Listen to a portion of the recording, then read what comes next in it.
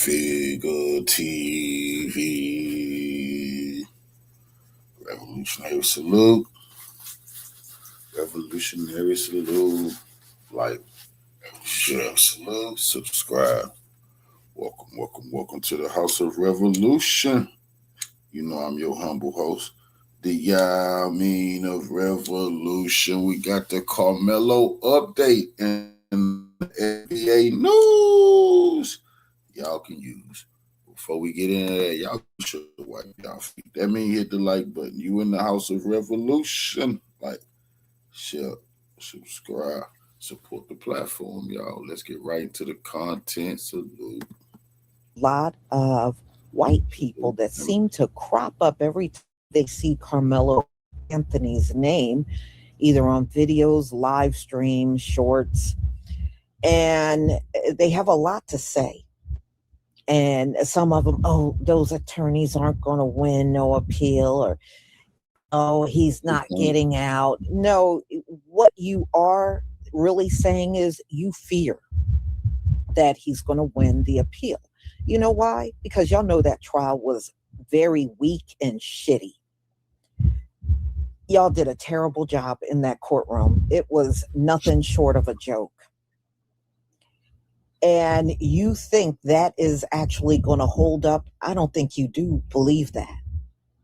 You know, when it comes down to y'all, I don't pay attention to your words. I watch your actions. When you're overly concerned about something, that means it's something about it that's bothering you. And what's really bothering you, you saw those 6 attorneys, and your soul is feeling Karmelo being released.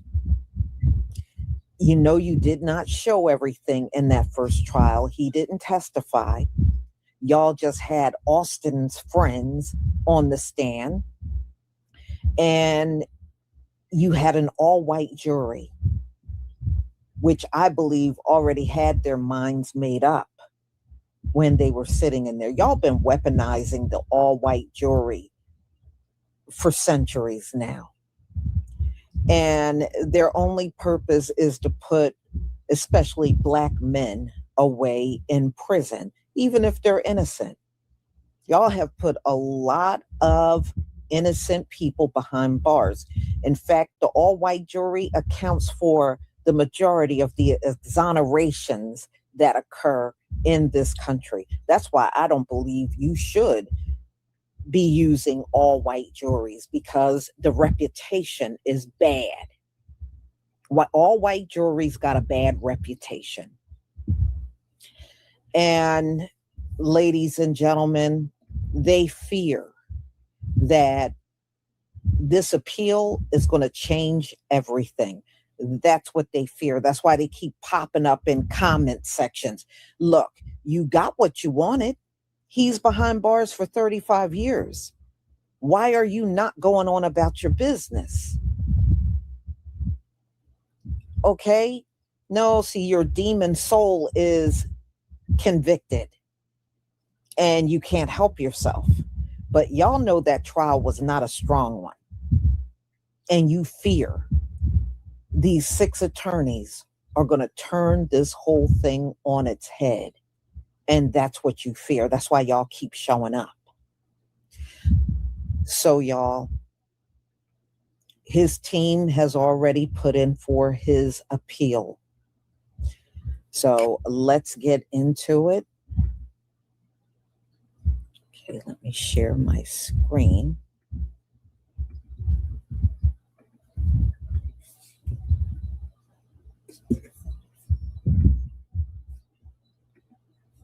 Please give me a 1 if you can see my screen.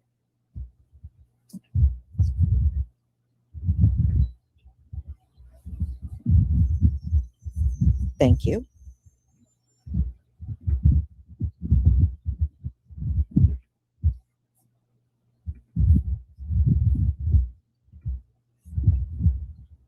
They have video footage of the Karmelo incident that they never presented in court.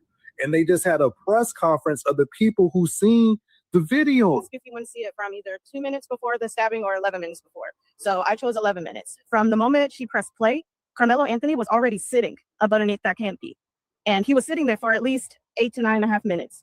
You see, well, I saw a boy in a black hoodie go over to him first, and then they left out of the tent. And then you see coming across the field was another 6 boys. When they got to the bleachers, one, he went out of frame, and the other one sat at the bottom. But the remaining 4, they went directly to Karmelo Anthony. And like T said before, it was a brief conversation, and then all you see is commotion. And we know from the interviews that Hunter did, we know that Hunter was, in fact, up underneath that tent.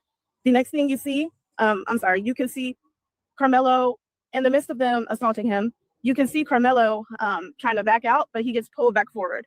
The next thing you see is Karmelo, he comes shooting out the back, but he's still not standing. And he had to like kind of crab crawl backwards, and he had to like jerk away from them because they still had a holding his hoodie. He goes up a couple of bleachers and he's looking around for which way to go. He runs diagonally down the bleachers and then he falls. At the time of him falling, that's when I noticed another 3 boys coming down the bleachers chasing after him. But once Karmelo got up, he took off. You didn't see him for the rest of the video. At no point in that video do you see Hunter holding his brother. At no point in that video do you see those boys ever going back to the tent and sitting down.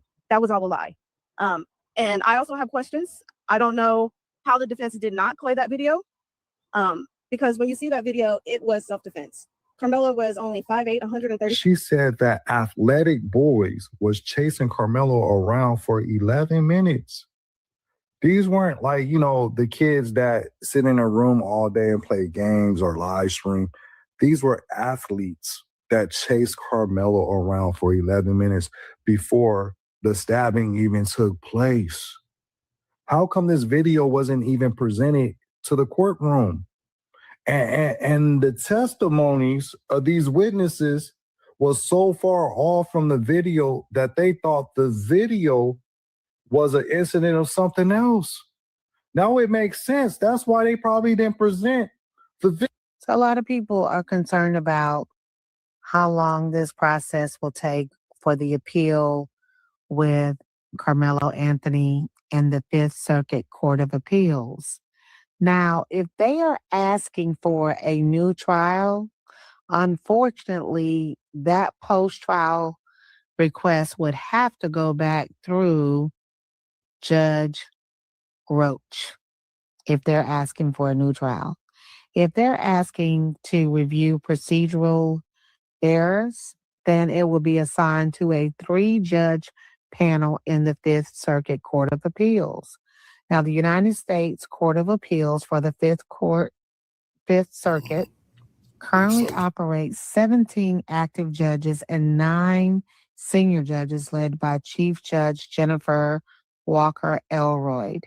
2 of those judges are appointed by Joe Biden, 6 by Donald Trump, 2 by Barack Obama, 4 by President George W. Bush, 1 by Bill Clinton, and 2 by Ronald Reagan. So who will the 3 judges be to hear the oral arguments to decide if they should vacate and set aside this sentence? I don't know. Stop scrolling. Karmelo Anthony's legal team just made a move that can change everything. Let's talk about it. Karmelo Anthony's new legal team has just filed a motion asking the judge for a new trial. This is something everyone else thought that they would never do. They thought they were going to just go ahead and file an appeal. Well, surprise, surprise, they filed a motion asking the judge for a new trial. What does this mean?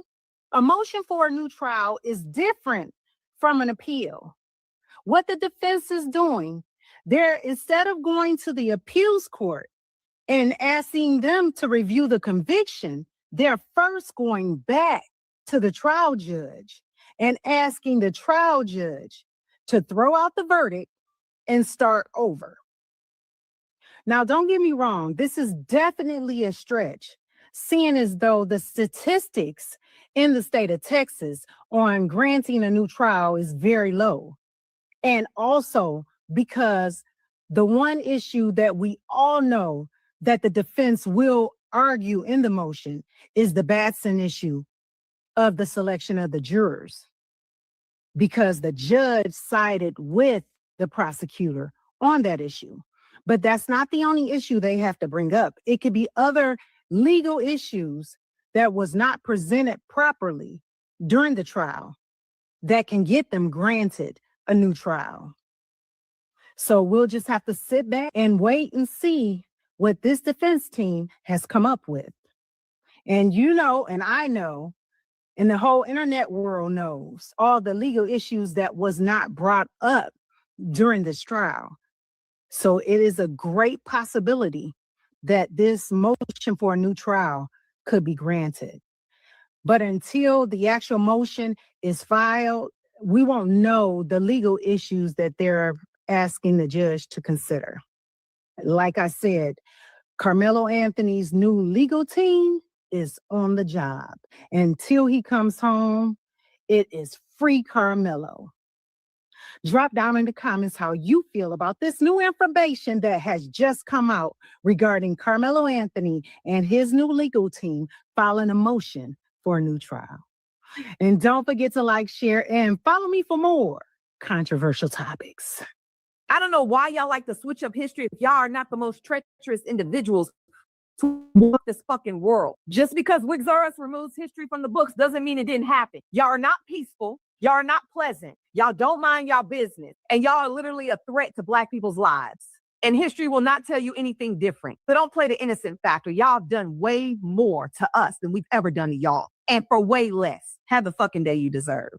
Okay, guys, Karmelo Anthony's new legal team, the Dream Team, is already making major moves. Get into this. They've now filed a motion asking for a new trial, and they're also asking that Judge John Roach Jr. be recused from the post-trial proceedings. Now, filing a motion does not mean it's going to be granted, but if the court were to agree with the defense, it could change who handles the next phase of this trial.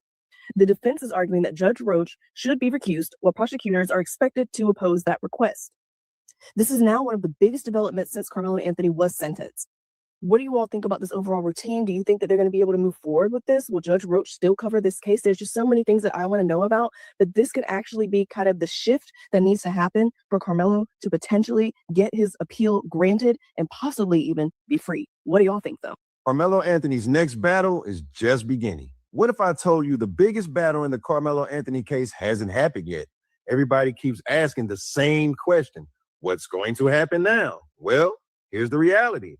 This case is no longer being fought in the court of public opinion. It's moving into the world of appeals, where emotions matter less than legal strategy. Karmelo Anthony's new legal team isn't coming to relive the trial. They're coming in to dissect it.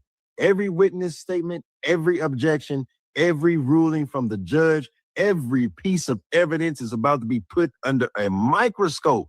Their mission is simple. Find anything that can convince an appeals court that the original trial deserves another look.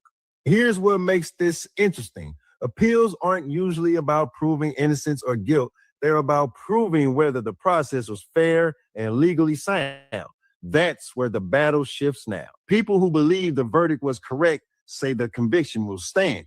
The people who believe mistakes were made think this is where things could get very interesting. But either way, don't expect overnight results. Appeals can take months, sometimes even years. Well, it's a legal prosecutor believes case finished. The time and the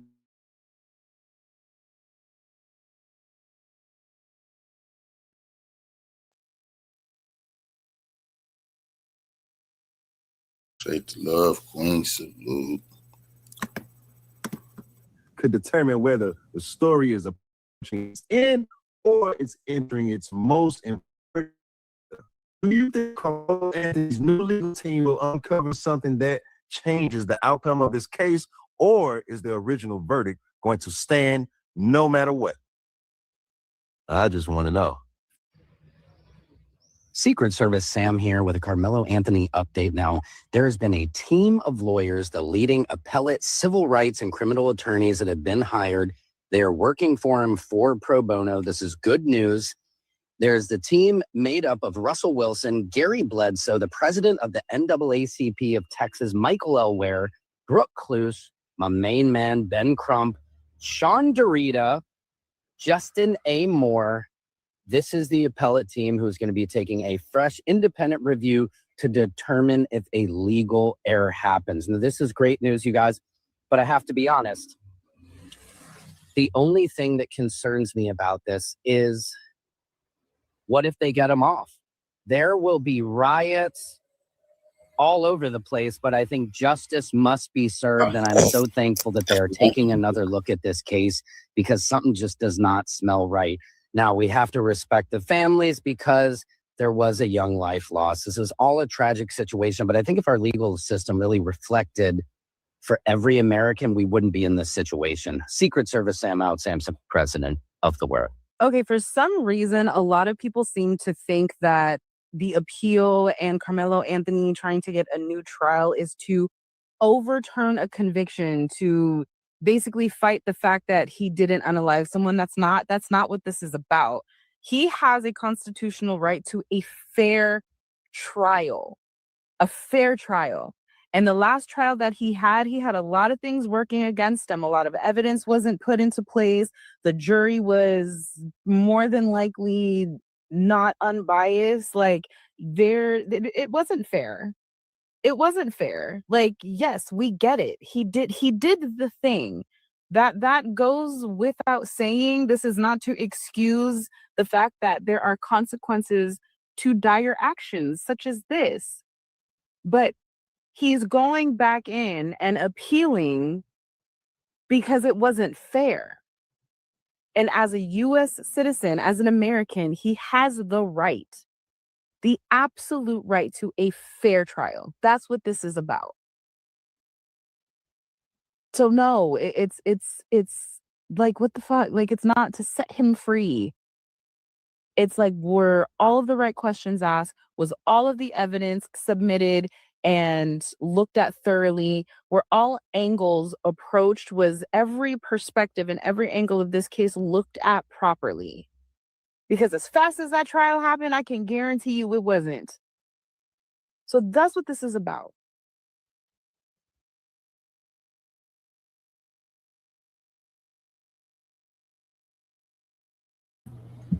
Okay.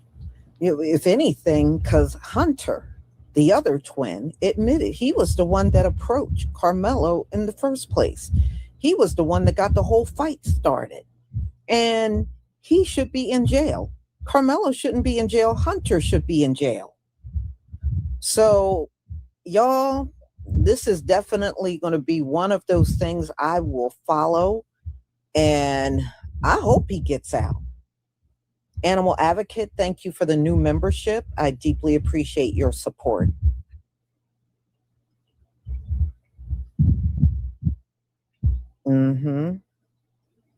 But going back to that same judge, of course, he's going to try to block them from retrying it. So really, the next best thing is the appeal. I think at the appellate level, they have a great chance of getting the evidence that was not seen in the original trial, seen by the appellate judge. So they have a good chance. I think he got a much better shot with the team he has now than with the white attorney he had before that really threw the case on purpose. And he really should be disbarred. I hope that is another thing this legal team works on. His first attorney needs to be disbarred because he did not represent him well at all. But it looks like things are looking up for him, and I hope he is safe. And I pray for his family because I know this got to be so stressful with their son behind bars, and he's never been in trouble with the law. He was a very good student, had a high grade point average. So this is not the kind of person that should be wasting his life behind bars. He should be getting his education. So y'all, thank you so much for being here. Thank you for your support. And don't forget to pick up your hair products.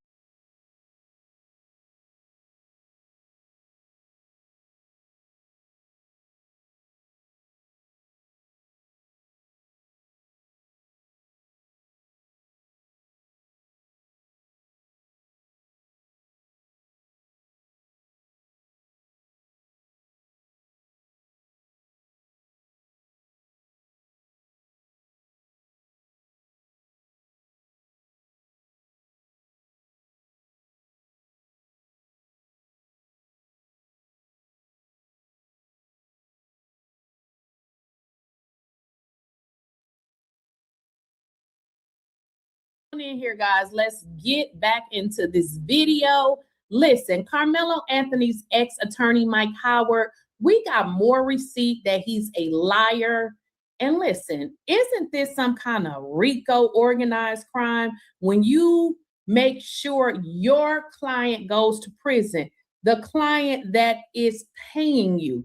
Mike Howard needs to be in prison. Now, these are my words, okay? Y'all know I stand on what I believe. Now, I don't know if he can go to prison. Is this punishable by putting his ass in prison? But I feel like if you set your client up to go to prison, which I don't feel like he did not do in this particular case. But let's get into the receipts, because we have the receipts, because Mike Howard been running around here lying, running his mouth. Now, one of the most recent videos I did, he had gave some statements to TMZ, which I was a little bit concerned about, because generally your client follows what you tell them to do.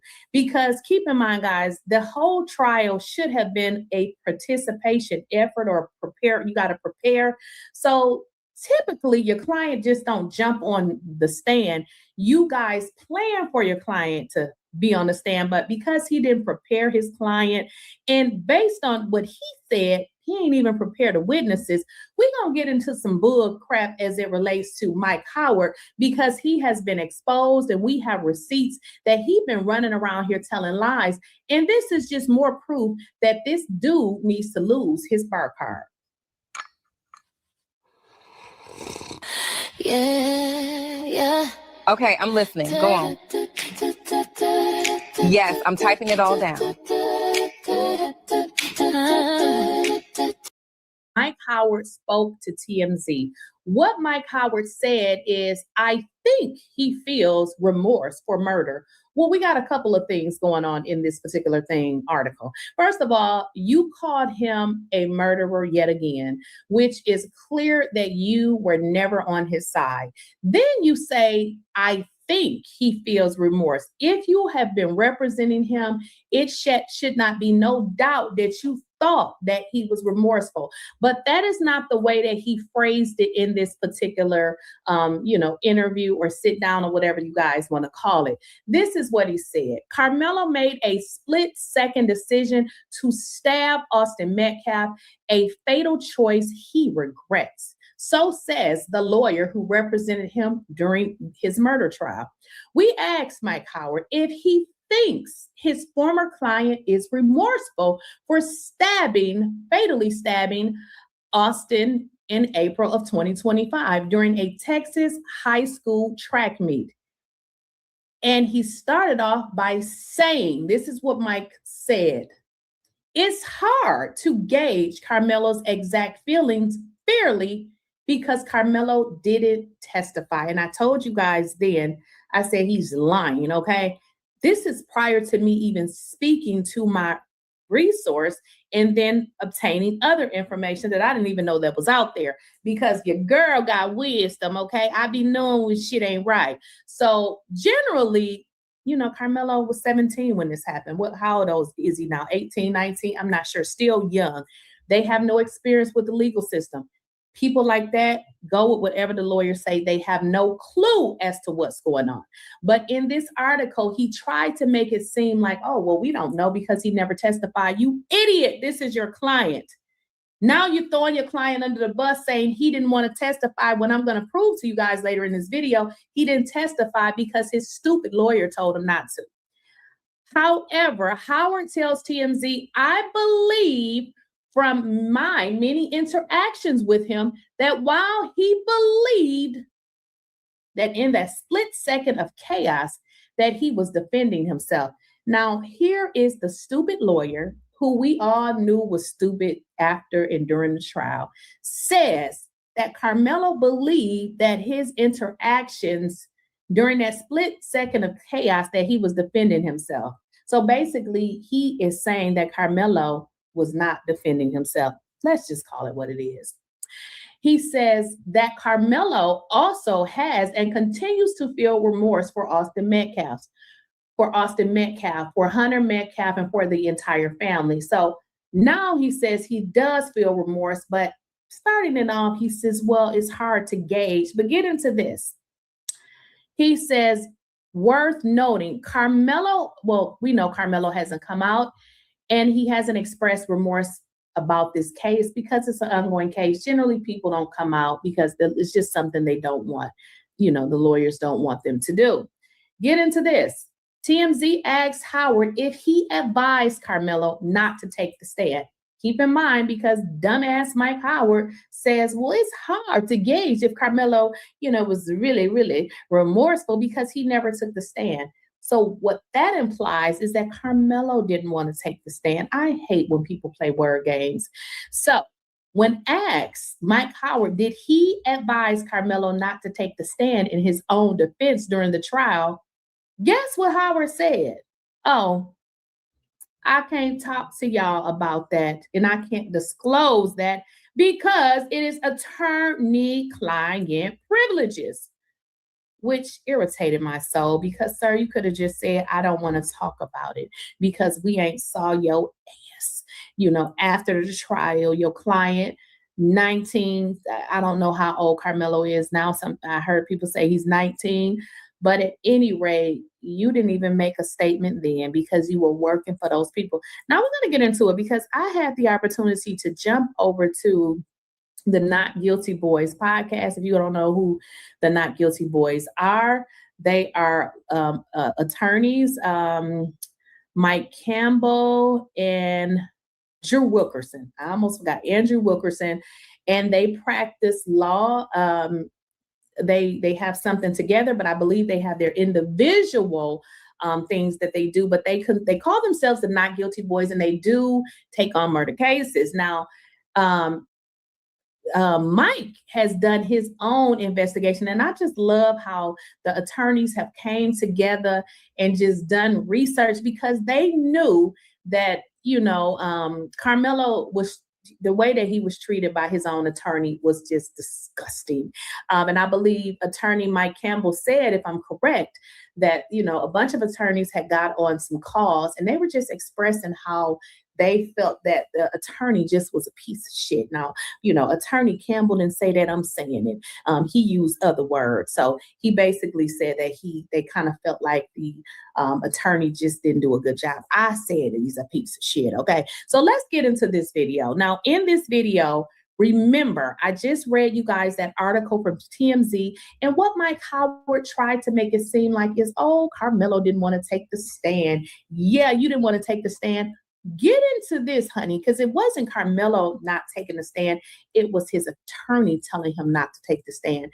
Keep in mind, if Karmelo would have took the stand, he could have probably beat the case because keep in mind, he was portrayed as a monster. They never heard him. He never got a chance to get up there and say how afraid he was. He never got up there and was able to say how he was bullied and how he never had the opportunity, but for his own attorney to tell him not to take the stand because they had some evidence. But guess what, guys? The evidence that he claimed they had, they never saw it. Okay, so let's get into it. That and Mike Howard, if he said that to TMZ, that it was, I'm so sorry, I done messed up. And he tried to make it seem like it's Karmelo, and he tried to make it seem like TMZ that it was up to Karmelo, and he tried to make it seem like it's Karmelo made that decision not to justify the He's damn lying. I spoke to the pastor. I know. I know. Supposedly there was some messages. Some internet search that would have been damning to Karmelo if he testified. I don't care if he looked up how to use a knife. I don't care if there's any text messages there. We gonna put him on the stand. We gonna overcome all of that. How to use a knife ain't got nothing to do with whether or not he needs to defend himself April 2nd at that field. So as a thorough defense lawyer, I'm not worried about what the state is throwing at the wall, hoping to stick. I'm more concerned about putting my client on the stand so he could tell why he felt he was in fear. So these people can see his persona and see that he's a good kid. And so they could be leaning on him because he's a child that made a mistake. But Mike Howard, he's a joke. That's what I think about. So basically, what Attorney Campbell is saying, and I think I may have cut him. Well, let me just rewind it. But okay. So basically, Mike Howard allegedly told, and I mean, I don't have to say allegedly because, I mean, if Attorney Campbell found the information, I'm sure that it exists. Mike Howard told the family that if Karmelo got on the stand, that basically there was some information that they had. Sir, where's the information? But what he did was he played that information, basically scared them, is what they, these people don't know anything about cases. What they should have said is, let us see what information you're talking about. So he lied. And this guy needs to be charged, okay? Because these little things like this, you lying to the parents saying, oh, he shouldn't take the stand because if he takes the stand, we have this information. That information never existed, by the way. I just want y'all to understand. So this is why I'm calling this is organized crime, okay? I think they call it RICO. Now, I don't know if it is. I'm saying that it is. He needs to go to prison because his lie and his continual not presenting his client, representing his client the way he knew that he was supposed to, coupled with these lies telling them that there was this evidence that never existed, is the reason that Karmelo is serving a 35-year sentence. Let's be very clear. So Attorney Mike Campbell already, he located that information.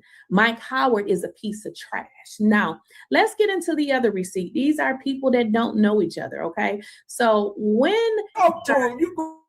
had the opportunity to see Bishop Eli, this was on another content creator, No Captivity, Freezy's show. He actually stated, and actually he stated it to me too. I just didn't bring mine. I guess I should have showed y'all my video, but nonetheless, we're going to get into this video because Bishop Eli don't know Attorney Mike Campbell. They're saying the same thing. They don't know each other. They didn't have a conversation with each other. So let's hear it. People said about him. And the only reason why he didn't stand up and say nothing in court, because they told him not to. His lawyer tricked him. He thought his lawyer, what he was saying, his lawyer was behind him and was going to help him. And I am mad at his daddy. Mike Howard needs to go to prison. I mean, I understand, as an attorney, there's going to be some cases that you're going to lose. That's just part of the game. But when you are actively working against your client, and now your client is sitting in prison for 35 years, you need to go to prison, okay? You need to go there for 35 years. And once they get this resolved, they need to sue your ass. Is that even possible? He needs to be sued. This needs to be on public front so all of his clients can see this man is some bullshit trash, okay? You told your client that there was evidence that didn't exist. And then you go and have a conversation with TMZ, and then you tell TMZ, oh, well, we don't really know because he never took the stand. You bitch, okay? You are bitch, a boy. That's what you are, okay? This is disgusting. I don't know what type of folks we live amongst, but this is a white thug in a suit, okay? This right here, going around lying. So this is clear, guys, that, and there's more receipts, that this man intentionally did this. We saw it, wondering why witness after witness get on the stand saying, yeah, this ain't self-defense. Where did those kids graduate? Like, I didn't know they were attorneys. Like, we cannot make this up. Y'all let me know what y'all think in the comments. And I don't know if you had the opportunity to go on over there and show Mike Howard some love with your nice review. If you haven't, please do. And I'll catch you guys in the next video. Make sure you like the video. If you guys have not subscribed to the channel, you should be ashamed of yourself, okay? Make sure you like, subscribe, and enable your bell notification, and I will catch you guys in the next video. Yeah. Okay, I'm listening. Go on. Yes, I'm typing it all down.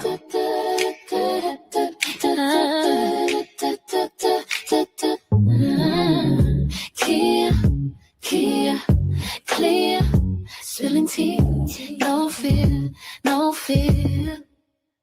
They talk loud, but I'm still here.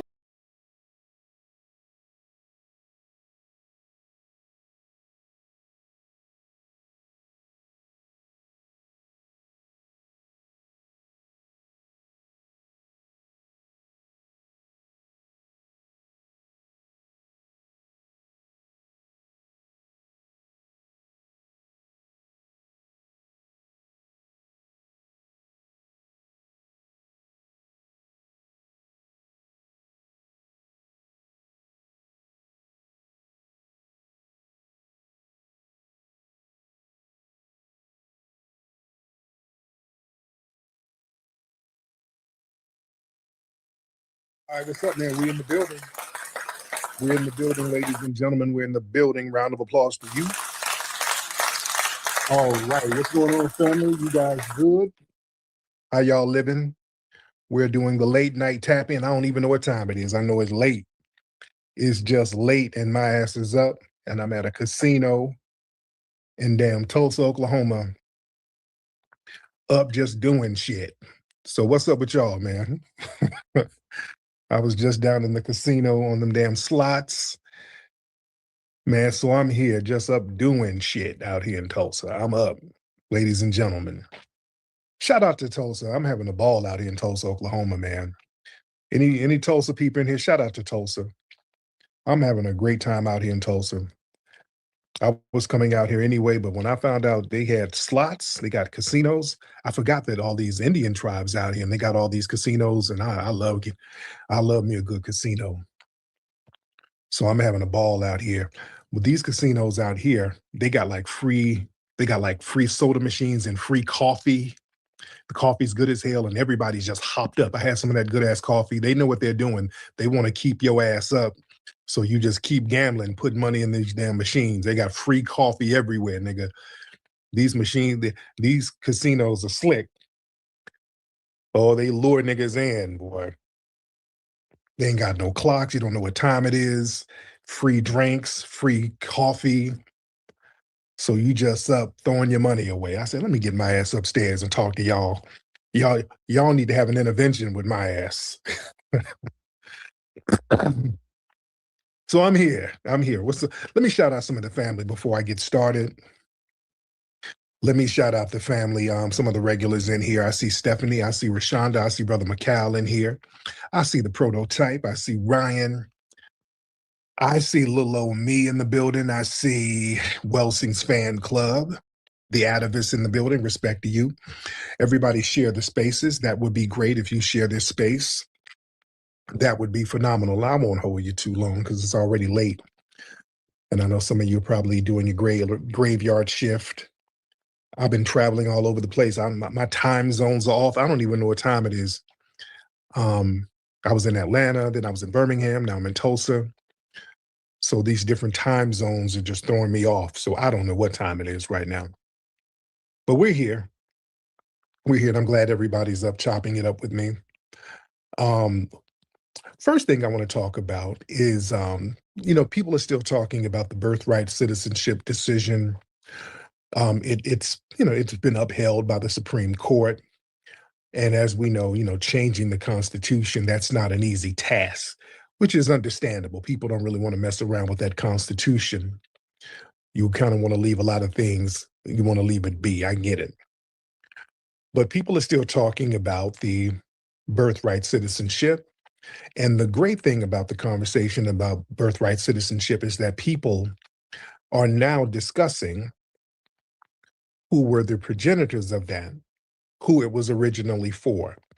And that's a great thing. You cannot talk about the Amendment, birthright citizenship, without talking about foundational Black Americans. Can you guys hear me? Can you guys hear me? I'm getting the thing where my connection, it says it's lost. You guys can hear me good, right? If y'all can hear me, give me a thumbs up. Okay, we good. We good. Okay. So like I said, man, Clarence Thomas, and we know he's done some buck dancing and samboing in the past, but Clarence Thomas is a foundational Black American. And he spoke truth to power as far as the main reason for birthright citizenship. He stood on lineage business. I give credit where credit is due. He's done some Sambo things in the past, but a broken clock is right twice a day. Let me read this article where they're talking about Clarence Thomas. They said on the final day of the Supreme Court's current session, the justices issued a landmark 6-3 ruling affirming birthright citizenship, a legal principle by which children born in the United States are automatically considered U.S. citizens. The ruling rejects an executive order issued by Trump that would have limited citizenship to cases in which at least one parent was already a citizen. The Supreme Court upholds citizenship promised to every freeborn person in this land. Well, let me skip down to Clarence Thomas part. Okay. Where's Clarence Thomas? I'm trying to get down to his part. Where is it? Come on, it's a long ass article. Okay. Okay. Where the hell is this? Okay, here we go. Clarence Thomas dissented, arguing that the citizenship clause was primarily meant to formally enslave Black Americans and their descendants. Quote, Clarence Thomas said, Blacks were entitled to citizenship because they were American. They had no other homeland, owed no allegiance to any foreign power, and were subject to no other authority, Thomas wrote in the dissent. The same could not be said for the children of foreign temporary visitors. That's a bar right there. That is a bar. That's absolutely true. And Ketanji Brown Jackson, in her concurring opinion, she took Thomas to task, according to this article, for his alleged narrow interpretation of history. She said, despite his longstanding endorsement of a colorblind constitution, Justice Thomas now surprisingly suggests that the citizenship clause was a race-conscious remedial measure relating only to freed slaves such as Dred Scott, Jackson wrote. She dismissed Thomas's view, arguing that his narrow vision of the 14th Amendment bears little relationship to the history of its ratification. Bullshit. Again, it was for us. It was for us. And that's the main thing. People are talking about who it's for. Trump, after the decision, he did a speech and he kept saying, using the term, and he's used this term before, this thing was made for the babies of slaves. Let me play the audio. Trump has repeatedly said the 14th Amendment was for the babies of slaves. Let me play the audio. Hold on. It was the most important, and we want some others. It was the most important decision of all of them, I think. But we'll take care of the birthright citizenship because that was not meant for rich people from other countries. That was meant for, actually, it was meant for the babies of slaves. If you look at it, it was a month after the Civil War ended that it went through. That's because it was meant for the babies of slaves. It wasn't meant for rich people from China. They came over in Gulf Streams. It was meant for the babies of slaves. So I believe, no, I know they got it wrong, but that's okay because they gave us something that nobody thought. But they also gave us something in one of the sessions a year ago was called merit. Our country now is based again on merit. All right. Okay. Excuse me. Now that's significant. Again, that's a great thing that us as a distinct ethnic group and lineage is being discussed openly. That's very important, ladies and gentlemen. We have Trump repeating the term babies of slaves. That's foundational Black Americans. He's talking about a specific ethnic group. The Supreme Court is talking about a specific ethnic group. We are a specific ethnic group. This is the conversation we need to have. This is a great thing.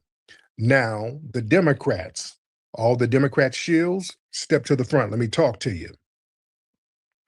Democrat shills, let me talk to you. What's up, Nikki the God? I see you, beloved. Democrat shills, you gonna have to step it up now. You have Trump, who y'all keep saying is the enemy, the enemy, the enemy. Okay, whatever. He's doing something that you are not doing. Respectfully acknowledging our unique ethnic group. Whereas you Democrat shills, you have these people attacking our ethnic group all the damn time, telling us we're a hate group, and you send your Democrat flunkies to attack our ethnic group and try to diminish our ethnic group and delegitimize our ethnic group and try to make us generic Africans. Y'all gonna have to step it up. The foundational Black American blueprint of the 14th Amendment has to be acknowledged, and it's being acknowledged. The 14th Amendment was never drafted as a generic multicultural catch-all for global immigration. It was a specific targeted constitutional remedy drafted exclusively for foundational Black Americans to overturn the Dred Scott decision. When the opposition explicitly states on a national stage that birthright citizenship was meant for the babies of slaves, y'all said he was the opposition, but he's telling the truth, that forces an undeniable historical truth into the mainstream. The Democrat establishment, you can no longer gaslight the public about who built the constitutional infrastructure that everybody else is currently utilizing. All right? These are the conversations we're going to have with the Democrats when they come around with their little shaming tactics. All of that extraction and reassignment of foundational Black American political capital, that's a no-go at this point. The Democrat Party, they perfected a model of political extraction. They utilize foundational Black American civil rights struggle, foundational Black American civil rights amendments, and constitutional amendments, because again, the conversation is all about who that 14th Amendment was for, and that was for foundational Black Americans. They use our blood equity, and they use all of this to create policies that benefit non-FBA immigrant groups. And when it's time to distribute tangibles, they refuse to name the source. All right? That's a deliberate strategy of trying to reassign foundational Black American political capital to other groups, while you tell us, foundational Black Americans, we got to wait till in the back of the line. We got to shut up and vote, get the catfish nuggets, and just go along with it. People acknowledging the true origin of birthright citizenship, that exposes that whole extraction. This is a great conversation, and we need to hop on it and keep the conversation going in this direction, ladies and gentlemen. See, the Democrats need a generic African voting bloc illusion.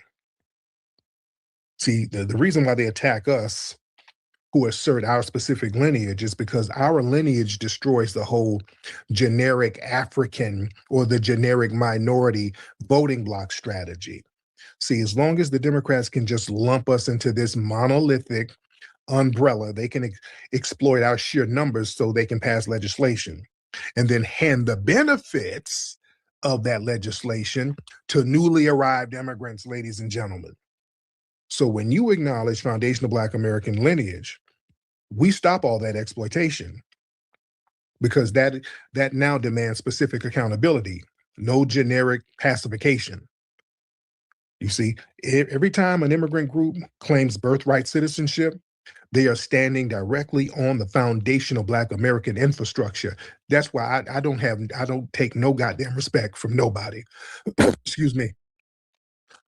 I don't take no disrespect from any of these foreigners, nobody. You cannot come over here, bring your ass here, and show any form of disrespect.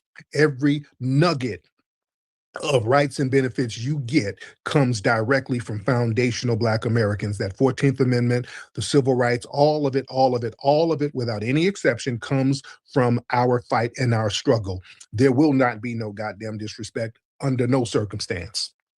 That's why I'm hard body on any of that shit. You understand? The Democrats,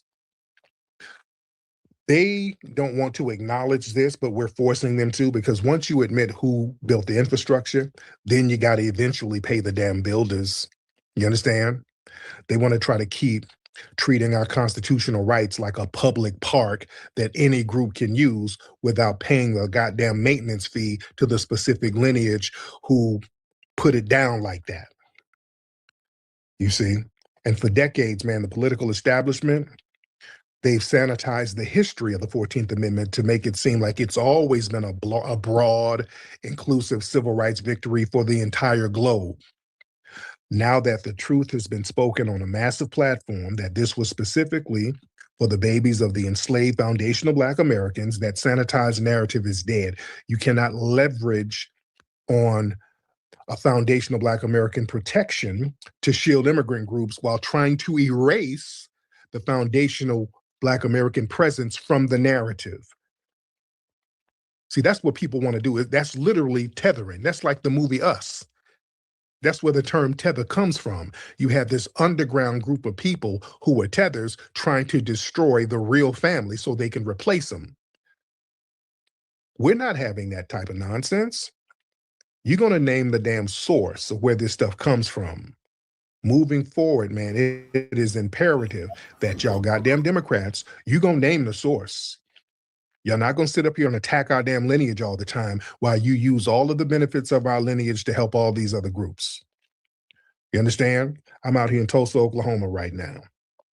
Respect to Tulsa, beautiful, and I love the energy and I love the spirit and I feel the energy of the ancestors out here. I was over at the Greenwood Archer area where our foundational Black American ancestors were attacked by white tea supremacists. You can feel that energy over there. The Democrats never produced justice. They let the survivors sit up there and get elderly without producing justice. The Democrats did that. The Democrats brought their asses out here and started dancing a jig and then left. No, we don't do that. We're not doing that. This is justice time. This is justice time, ladies and gentlemen. We're not doing all of that symbolic nonsense while you give tangible benefits to all these other groups. And we've done so much and been through so much and paved the way for so many people. You're not going to have your flunkies just attacking our lineage all the time and trying to reduce our lineage and trying to diminish our lineage. Excuse me. You're not going to just reference civil rights or equal protection in a vacuum anymore. You're going to explicitly acknowledge that these legal precedents exist because of foundational Black Americans. And if you don't want to name the source, that's going to expose your clear intent to keep trying to operate a political Ponzi scheme off our damn history. And I've been all over the country in this last week. This is my birthday week. My birthday week, I wanted to just power up on a lot of ancestral energy. I'm here in Tulsa now, getting some of that energy of the family here. I was in Georgia last week. I was in Atlanta. I went up to Lake Lanier. I was soaking up some of that energy, paying respect to Lake Lanier. Then I went over to Alabama, where my family was. I went down to the Montgomery Riverboat area where they had Fade in the Water, gave respect to them. Went down the road to Selma, where my blood family is. I went to the church, Mount Gilead Baptist Church. That was the early hub of the civil rights movement. That's where they organized the Selma marches. That's where they organized the first Black Panthers. Do y'all know the Black Panthers originally came out of Alabama? How many of y'all knew that? Raise your hand if you knew that. The Black Panthers did not start in Oakland. That's where Huey P. Newton and Bobby Seale and those guys got the idea from. They got the idea from Alabama. There was a Black Panther Party in Alabama. Raise your hand if you knew that. There was a Black Panther Party in Alabama, started in Lowndes County, right by Selma. organized at a black church, Mount Gilead Church in Selma, or right near Selma, between Selma and Montgomery. I went there, paid respect. There's a cemetery in the back of that church. My great-grandparents are buried there, ladies and gentlemen. That's the bloodline I come from. My great-grandparents, Reverend James Black, Caroline Black, are buried in the back of that church. This is my family. It's in me. It ain't on me. It's in me. It ain't on me. You understand what I'm saying? This is what we come from. That's foundational shit right there. So it's our duty to not let people exploit that. Every time somebody wants to get justice, remember when they sent them big light bulb head tethers from Minnesota down there to Selma, walking up and down the Edmund Pettus Bridge from Minnesota because they were scamming. They got caught in all them scams, so they're trying to clean up their image. So they sent them light bulb head tethers down Edmund Pettus Bridge for what? People didn't suffer for you to come down and pull your scams and get a pass for pulling no damn scams. I got very offended by that when they sent them tethers down there to march up and down Edmund Pettus Bridge because they were trying to clean up their image because they got caught scamming up there in Minnesota. Kind of shit is that? You know what I'm saying? That type of disrespect shit don't fly. We have to check that. We have to check that, ladies and gentlemen. And the Democrats, they push all that type of nonsense. We can't let these folks denigrate our lineage. It's our duty to stand up for our lineage, family.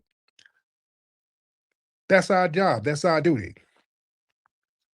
And understand, the birthright citizenship conversation, that permanently dismantles the whole idea of trickle-down representation. The Democrats, they can no longer put a generic immigrant or somebody with no ties to American slavery in a position of power and expect us to celebrate it as a win for the culture. That shit ain't, no. Y'all not doing that. Another Obama, another Kamala, that ship has sailed. Unless you're going to have some people standing on lineage business, we ain't rocking with them like that. We're no longer accepting symbolic representation under a generic African umbrella when the very laws and constitutional amendments being debated were written specifically for our lineage. Because we sit up here and support these non-FBAs, we get them in office, and the first thing they do is tell us what they ain't gonna do for us and then roll out the goddamn red carpet for their fellow immigrants. We ain't doing that. We're just not doing that. Let me get some of the family in here. Nakeem. Let's get Nakeem in here. Let's get some of the family. Nakeem, hop on in, Nakeem. Nakeem, hop on in, bro. Unmute your mic. Nakeem, can you hear me, bro? Yes, sir. Yes, sir. Yes, sir. What's going on with you, bro? Hey, man, just chilling, man. My question is, sir, what would you guys do without tethers, man? No food trucks, man. No nurses, no doctors. That's just my question, man. You know, No. without tethers, sir. No, you what guys you mean? You mean less fake degrees? Yeah, it would be less fake degrees, less fake nursing degrees, less fake diplomas. Yeah, it'd be a lot. We can get real diplomas and real degrees in there. That would be great, right?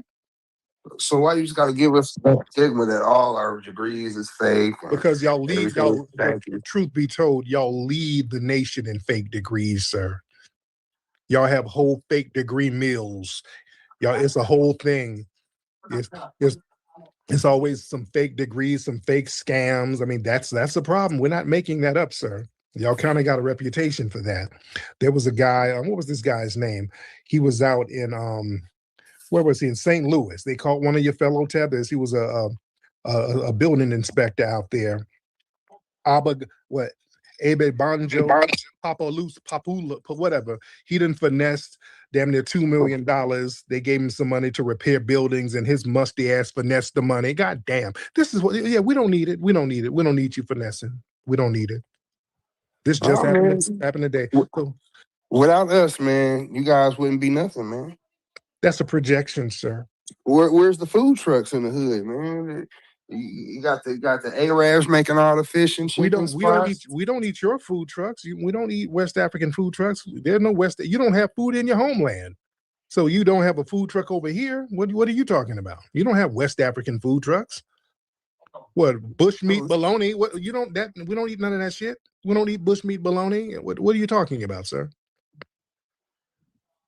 Where's the doctors and the nurses, sir? We got them. Dr. Ben Carson. People like that. Sir, y'all, we've been had doctors and nurses. We were some of the progenitors of the modern medical industry. They were getting a lot of stuff from our herbalists, sir. Come on now. Those are TikTok doctors, sir. We have real doctors, sir. Oh, no, before TikTok, sir. Before TikTok. Dr. Ben Carson is not a TikTok doctor. He's a brilliant doctor. He does some samboing sometimes. He's a brilliant doctor. We have our doctors, sir. You're Johnny come lately. You don't even have doctors in your homeland. You don't even have hospitals, sir.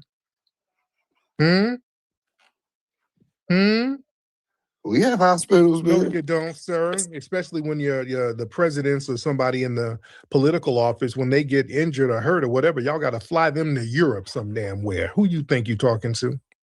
Sir, when that boxer got into a car accident, too, they had to call him an Uber. They didn't even have ambulances to go get him, sir.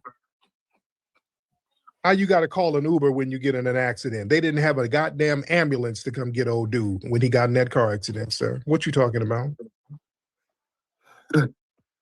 You guys stripped us of our resources, sir. So we had to move to the Americas, man.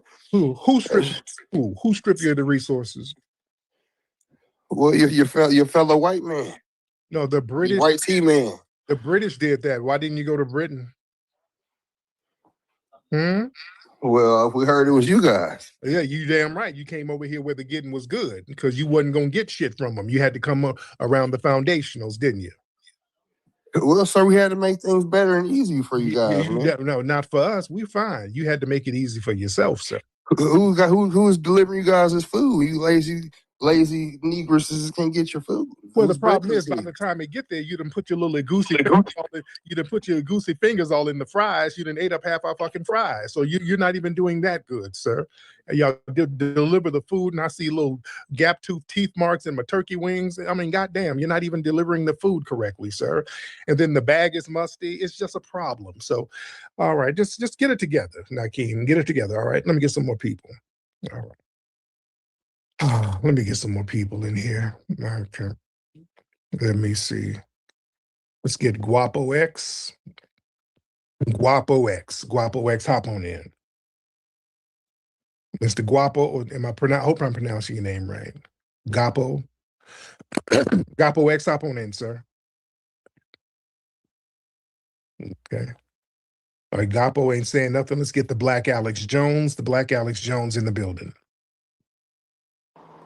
Hey, what's up, brother? I just wanted to bring that to your attention about that sister defending herself at Walmart. They already trying to spin a story talking about she ain't do it in self-defense and all that. I wonder if you've seen that. Context. What happened? It was some incident just happened. It was a sister. She got approached by a suspected white supremacist man, and she had a gun on her, and she ended up defending herself. And she didn't get charged. It was self-defense. But you know how they are. They're trying to spin it like why she didn't get arrested and all that, protesting about it on here. I'll post it on in the comments though. Okay, yeah, let me know about it because I don't know nothing about it right now. So just let me know. OG, what's up, OG? OG, what's up, brother? Shout out. I'm getting a little confused here. Am I supposed to believe that Trump is some kind of good or something because he pointed out about the truth about our ancestry and the birthright, all that birthright discussion. Why did you get that? Is he right just because he's saying what's right? Why did you get that from what I said? Why did you get that from? Because I didn't say that. So why did you get that from that? I get that. Well, because I believe it's the truth as well. Even in the backdrop of skewed history. Okay, and this is the thing: the history is so skewed that we gotta, hoop to try to get to the truth of all these issues. Okay, so I'm just asking and wondering, what is this supposed to do good for Trump for him to mention this? Who said it was going to do good for him? Well, I guess he expects it to, since he Yeah, well, mentioned it it. seems just because you don't agree with the Democrat that they just figure you are for the. So yeah, do you think just because I'm critical of everybody? Yeah. Not in, You gotta be open minded to it. Right. Understood. I'm critical as well. That's why I'm raising this question and being critical. Right. My thing is, this ain't about liking Trump or whatever. He told the truth. And what happens is the Democrats comes to us trying to shame us into voting for them, but they won't acknowledge that basic truth while they exploit our voting prowess. Yeah, they Yeah. exploit everything and give it to everybody else and won't even give us no damn acknowledgement, let alone the tangibles. So that's a problem that the Democrats are doing. You understand? Right. I got you. I appreciate it, man. I just wanted to raise that question a little bit. There you go. Yeah, my thing Thank is, you, brother. Democrats always telling us Trump bad.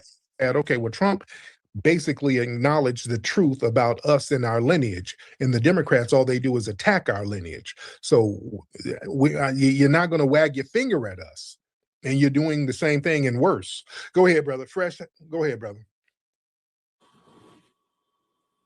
Can you hear me? Yeah, what's up, brother? Hey, how you doing, Flex? Happy birthday, brother. Thank you so much. I appreciate Nice talking to you. When I last talked to you, I was kind of drunk talking about Arkansas, but I take that back. Please accept my apologies. Have you been sipping on something now? No, I'm not sipping on that. I'm in Georgia. I'm in Georgia. Okay, people sip on shit in Georgia. That's not going. You're right about that. Hey, when you told me you went to when I seen the video about you in Montgomery. Oh yeah. My first time going to Montgomery with my boy, and he's from Montgomery. Okay. And you're right about the not having many immigrants there, because when I went to a mall there back in 2007, I asked him, I said, hey, brother, where the Mexicans at? He said, no, bro, you ain't in Georgia no more. He said, you in Alabama, Montgomery. And he showed me the civil rights stuff and everything, and I was intrigued by it. Oh, yeah. And I'm like, damn, you know what? This is history right here. And hey, I appreciate everything you do for us, man, FBAs, man. Yeah. I wasn't aware about the immigrants, blacks not liking us in the diaspora. I was shocked about that. I see it. Now I can identify anybody that's not us. They just look foreign. You can just tell. They don't really keep themselves up as far as like the styles and haircuts. I noticed that in the peppercorn. I'd be looking at the shit every day. So I'm like, okay, I can tell. So you're right about that, man. Praise to you, man. Keep doing what you're doing. I'll continue following you. And what's up to Nikki, the God? Praise to her too. And you take care, man. Thank you I'll so continue to support you. Thank you. I appreciate you, brother. Oh yeah, down in Alabama, you getting the pure, uncut FBAs down there. Yeah, it was good to be down there in Birmingham and Montgomery and Selma. Yeah, we don't have a lot of non-FBAs out there like that. You just don't have it. So you're dealing with the real deal out there. You're dealing with the real deal when you get down in central Alabama, all that. You're dealing with the real shit. Yeah, straight up. That's why that Montgomery thing was so pivotal. That Montgomery fade in the water. That's why a lot of folks were kind of shocked. We weren't shocked. Those of us who were down there, from there, whose families from there, we weren't shocked. That's the get down. That Montgomery brawl, shit, that's when there's an attack on us from outsiders, that's how cats get down. They've always done that. That's always been the rule. It ain't like up there in New York. I'm not crapping on New York, but that shit with Jordan Neely, he's getting choked out by Daniel Penny and them damn Sambo tethers standing around. Hell no. Hell no. No. That's not what it is down there. That wouldn't happen down there in a million years. The brothers and sisters don't do that. You know? Let's get who's this brother with the Zay? Let's get Zay. What's up, Zay?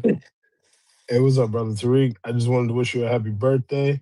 And that was pretty much it. I done lost my train of thought. It's all I'm gonna drop down. No doubt. Thank you so much. Let me see. Let's get who's that? Let's get Raw Status TV. Raw Status TV in the building. I see Nikki the God. I see Nicety Girl. I see Sister Brooke. I see Cyber Regina. Raw Status. Raw. Okay, come on now. If y'all make a request, y'all stand on it. Let's get Welsing. Welsing, hop on in. Brother, what's happening? How you doing? I'm good, beloved. What's going on with you? I want to wish you a happy birthday, man. Thank you so much. I love that. And God bless you. I hope you see 1,000 more of those days, okay? Thank you so much. Okay. I just want to say to everybody in this room that don't know who I am an ally. And I just want to assure you that, it even shocks me to hear the Black diaspora speak about Black American people. And the thing is that I have come to the conclusion that one of the greatest disservices that America has done to foundational Black American people is not enforcing what they used to enforce when my parents came here, my grandparents, my grandmother and grandaunt came here in the 1940s and 50s, is knowing about American history, but particularly foundational Black American history. Um, I have found myself on various occasions educating foreigners about foundational Black American history. And you should see their faces. Like, they don't, anything past Martin Luther King, they know nothing about. And Black American history is far more than Martin Luther King. And I'm not putting Martin Luther King down. You know what I'm saying? Like, they don't know anything about any of the inventors. They know nothing. And it's interesting because both my mother and father, my father came from Cuba, my mother from Jamaica. Both of them, my father would have been 101 this year. My mother is going to be 86 in about another month. Both of them have said that in their respective countries, they were educated on Black American history. And in the processes of coming into this country, which took a long time, one of the things that you had to have, some of the things you had to have a skill set that America deemed needed. You had to have know how to read, write, and speak English clearly, and you had to know American history. These people come to this country, and America has done this purposely. Did not educate these people about foundational Black American history, and it is something that is necessary. Let's go beyond just illegal immigrants. Let's go to just our schools, our children. They don't know enough Black American history. So this summer, when Professor Allen was, selling those workbooks of his, I bought 2 of them because in another month, my niece and nephew are going to be out here, and it's time to give them the truth, And but I just wanted to say to everybody, and I assure you that from an ally point of view, and I'm telling you this, and I will catch hell for this, but it's the truth. I stand by my truth. That I wish you could have all met my parents. I wish you could have met my mother's side of the family. They're all but dead. My mother and another elder is pretty much that. It's just us, And to be quite honest with you, my generation in the family, I mean, everybody's almost married, and most of them, actually, all of them almost, have married foundational Black American people. I want to assure everybody that, this wasn't always the case. When I hear these people of the diaspora speak in these rooms very disrespectfully, what they write. The one that blew me away was that young lady who said that filthy Black Americans. It's just, this is ignorance. Right. Okay. The Black immigrants of my parents' era used to hire these people that you're hearing in these rooms to come clean their house. These are not top level people. Do you understand? I'm telling you this. Yes, indeed. So I want to thank you because it is true. If it wasn't for your ancestors. There's nobody in the world that has the kind of history that you have. And I've often said, not even Shakespeare could have written it more beautifully. Yes, indeed. Yes, indeed. Be proud of every single thing that your ancestors have done in this country. Don't let my father used to say this to me. My name is Jackie. He used to say to me, don't let them beat you, Jack. Don't let them beat you, Jack. Tariq, I'm going to tell you something too. And I know I'm taking up a lot of your space, but I have to tell you this. Like, Mother Khadijah has passed away. This meant so much to me because my father was Nation of Islam in New York City. And he used to take me to Madison Square Garden almost every month to see Farrakhan speak, and his wife was there, and to see her pass away. And somebody made a comment in the space that not even Barack and Michelle Obama have given him any kind of love for the 72 years that he's been married to Mother Khadijah. Right. And you know what? And let me build on that. And thank you so much, beloved. Thank you. It's something. The BET Awards gave honor and praise to Clive Davis because Clive Davis just passed away. But they did not give an acknowledgement to Farrakhan's wife. All right. Just keep that in your back pocket, by the way. All right. Put that in your back pocket. Keep it in your back pocket. A lot of people acknowledge that little faux pas. Not that serious. What's up, brother? How you doing, Tyreek, man? I just want to get up here and tell you, man, I was one of them brothers that was lost, caught up in the Democratic Party, man, and it took good men like yourself, Daniel, and I see Ant CEO in here, brothers like that, man, that intellectual brothers that brought me around to understand who I am. You know what I mean? A true foundational Black American, man. And I just want to tell you, man, I appreciate y'all, man. Them dudes right there really. I mean, man, listen, when I listen to y'all, bro, I'm literally sitting down, I'm writing stuff down, man. And I just got up here to tell you that real fast, man. I'm from the bottom. I'm from Mississippi. Now, them where the true foundation is at. If you true. Oh, yeah. I mean, they ain't playing with none of that, man. And you ain't gonna see too much of all that running around them, man. But I just want to get up here and show my appreciation, man. And I'm gonna leave on that. Thank you so much. Electric root work.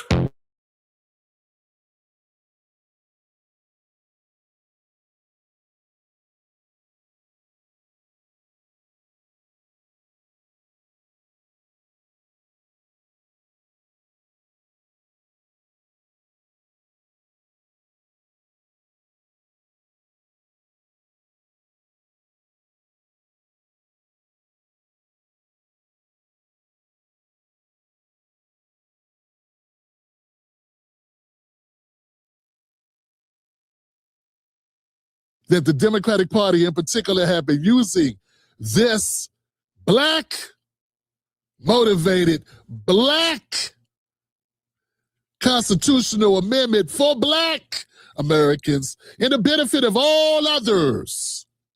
I don't typically agree with Stephen Miller on much, but I think he's correct here. And Ellie and I have debated this several times on air. Obviously, I respect his legal acumen, but philosophically, I fundamentally disagree with the court on this.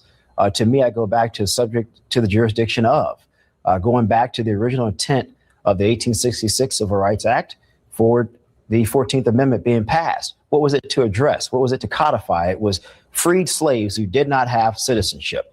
It wasn't free slaves and any and everybody else across the globe. Of the 27 EU countries, none of the civilized Western countries allow or permit unconditional immigration. None of the Western countries allow it, with the exception of the United States and Canada. Now, that is not to say that we should not have an immigration policy where we welcome people. I think we absolutely should. It's made our country very strong. But does it mean we should allow anyone to just come into the country, merely have a child, and that child be granted citizenship? I would say not. And in fact, Democrats actually believe the same thing. You go back to 1993 when Harry Reid introduced the Immigration Stabilization Act. His argument at the time was you're allowing people to take advantage of our country. Senator Dianne Feinstein agreed at the time. Several other Democrats agreed at the time. So once upon a time, there was bipartisan support that this is a problem that should be addressed by Congress. Now, I would agree that the executive branch shouldn't have carte blanche authority to just do whatever he or she will. At some point, we'll have a woman president. I would agree there. There should be limitations. But Congress needs to act on this by passing an amendment. Again, I disagree with the interpretation by the court. So Michael Singleton, friend of the show, he's been a guest on the show. We've had conversations about, of all things, reparations right here on this show. We talked about it. And he's one of the few conservative or mainstream CNN folks who are willing to come on the Tim Black Show and have a real conversation without a script of what I could talk to him about. Unlike Stephen A. Smith, who's running. The 14th Amendment was passed in Congress in 1866. It was ratified in 1868. It knocked down the Dred Scott decision, and it made it so that the children of enslaved Africans will be considered citizens of the United States. It overturned Dred Scott, and it bypassed state laws which would prohibit black people from being citizens. By tying citizenship directly to the U.S. Constitution, the amendment established a clear objective rule that the states could not alter or take away family. Believe me, if they could have taken it away, they would have taken it away. I'm ticked that the Democratic Party in particular have been using this black-motivated, black constitutional amendment for black Americans in the benefit of all others. This decision locks into place one of the biggest magnets for illegal immigration that exists anywhere in the world. It tells millions of people if you can just make it across the border or even fly here on a temporary visa, if you can just have a child on American soil, that child automatically becomes a citizen with all the rights, privileges, and long-term legal, political, and societal implications that come with it. Now, common sense tells you this is not what the people who wrote the 14th Amendment had in mind. That amendment was written in the aftermath of the Civil War to guarantee citizenship to formerly enslaved Americans and overturn the disgraceful Dred Scott decision.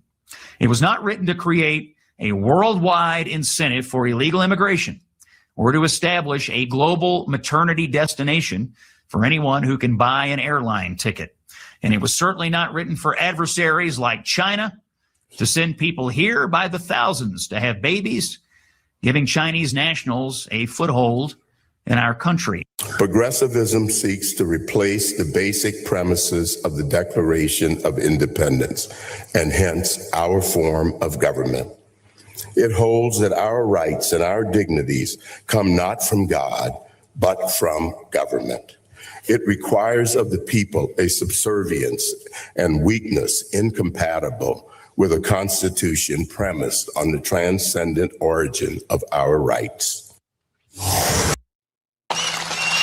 It was the most important, and we want some others too. It was the most important decision of all of them, I think. But we'll take care of the birthright citizenship because that was not meant for rich people from other countries. That was meant for, actually, it was meant for the babies of slaves. If you look at it, it was a month after the Civil War ended that it went through. That's because it was meant for the babies of slaves. It wasn't meant for rich people from China. They came over in Gulf Streams. It was meant for the babies of slaves. So I believe, no, I know they got it wrong, but that's okay because they gave us something that nobody thought. But they also gave us something in one of the sessions a year ago was called merit. Our country now is based again on merit. Crackdown on an alleged anchor baby ring on Long Island. Prosecutors say more than 100 pregnant women from Turkey came here to give birth, so their children were instantly granted U.S. citizenship. Investigators say the women then used benefits like Medicaid. CBS 2's Carolyn Gussoff reports from Suffolk County. An alert Smithtown town employee noticed a strange pattern of birth certificates, 5 babies from one house at one time. An investigation led to an international fraud scheme, an alleged birth tourism ring operating on Long Island for 3 years. The defendants fraudulently facilitated the births in the United States of approximately 119 Turkish children. and those children now hold birthright U.S. citizenship. It's the 14th Amendment that grants citizenship to any child born in the U.S. Officials say in this case, ringleaders brazenly advertised in Turkey. Translation, if you believe your baby should be born in the USA and become an American citizen, you're in the right place. What's illegal, alleged lies to obtain travel visas, fraudulent Medicaid claims for babies and moms who stayed at 7 birth houses across Suffolk County. Women paid up to $10,000 each for accommodations and free health care paid by U.S. taxpayers. They're doing it on the backs of the taxpayers. They're milking the Medicaid system. 6 people arrested, charged with money laundering and $2 million in Medicaid fraud. Birth tourism has gotten the president's attention, who recently closed some loopholes. It is estimated that over 30,000 childbirths occurred in the United States last year alone in connection with this practice. Prosecutors say the arrests are not about stopping immigration, but those who game the system. The desire to have your child born in the United States is understandable, but the methods and means employed by these criminals were both unlawful, completely unacceptable. Medical care in the homes is questionable. Prosecutors say the defendants are selfish individuals who see dollar signs instead of children. In Hauppauge, Long Island, Carolyn Gussoff, CBS 2 News. The defendants entered not guilty pleas today. The mothers who participated were not charged. Investigators say many of them have returned to Turkey with their babies who will remain U.S. citizens. What do you think? What do you think? Is that what you think the constitutional amendment was about? Was so that people from Turkey could pay money to come here and get money out of our system, out of our government, our taxpayer money, to people who just want to be American citizens. It's a racket, fam. It is definitely a racket, and we pay for it. So why should working class Black Americans want to pay for that? Forget everything else. Forget all the ramifications. Forget all of that. Forget that there's a business that they were making money defrauding. Why should we want to pay for that? Should we want to pay for any fraud? Hell no. Why would we want to pay for other people to be able to do that with our taxpayer money? And why does that make you a white nationalist for not wanting that to happen? And these are the things that they want you to sign up for as a Democrat. And they'll use something. They got this ninja level twist to it, right? If you don't support it, then you're a person who hates immigrants. Obviously, they're taking advantage of a system to our own detriment. And we're on the bottom in this country, struggling to get our stuff right, trying to build up our wealth. We've been held back by this country intentionally, systemically, through policy.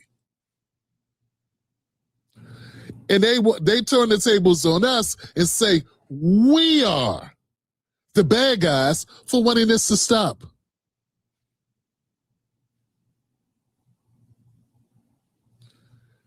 And then if you don't vote for them, you are also a traitor.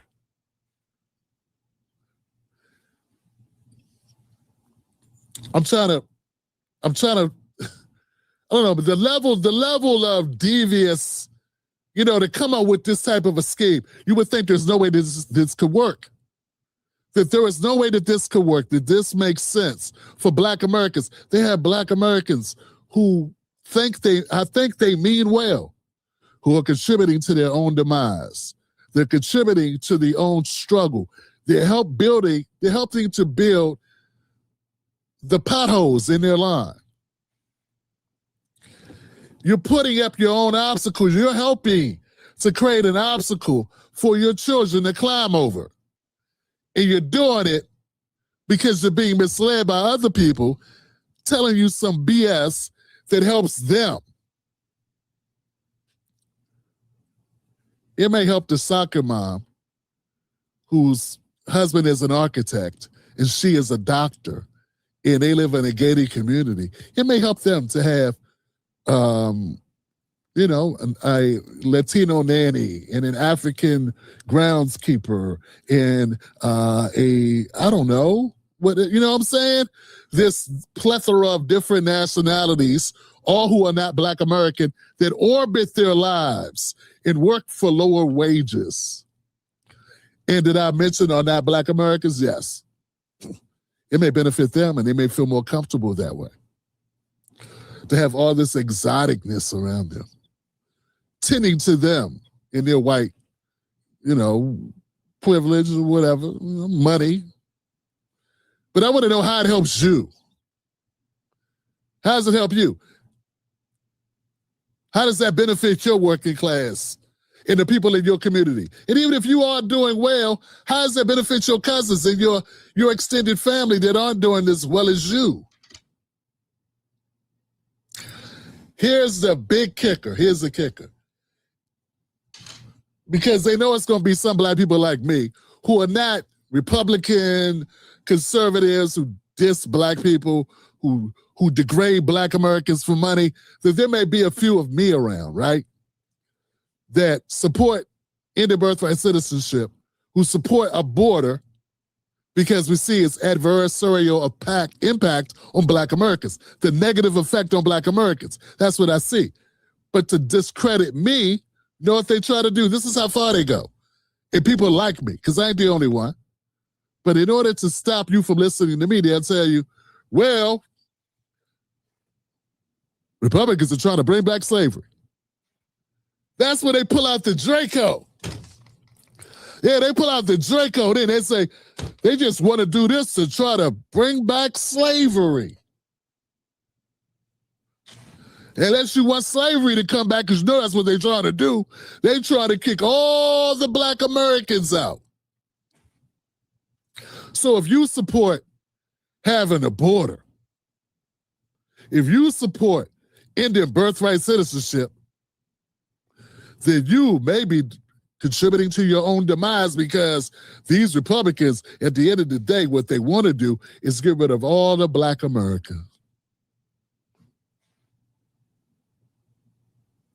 That's what they're using, man. Don't they fight dirty, fam? They make that leap all the way there. All the way there.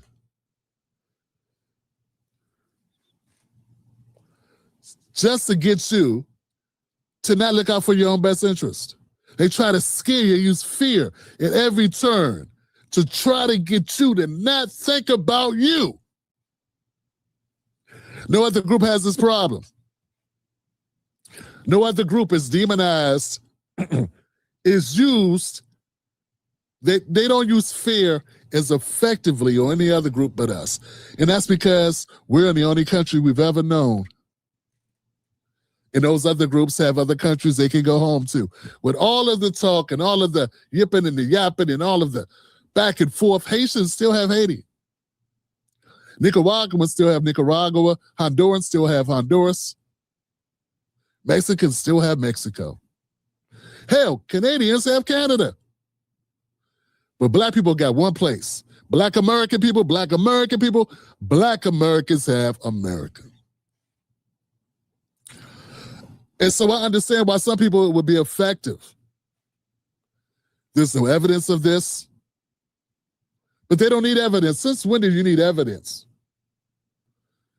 To scare people. A threat is a threat. They tell you, oh, the fascists run the government. They call Trump everything except Hitler. Sometimes they call him that too. But at the end of the day, fam, if you got a political party that has to use fear to control you, that goes after the most vulnerable parts of your history to manipulate you, what does that say about them? They go to the one thing. And what I'm telling you is they are the worst. Don't get me twisted, man. I didn't get here overnight.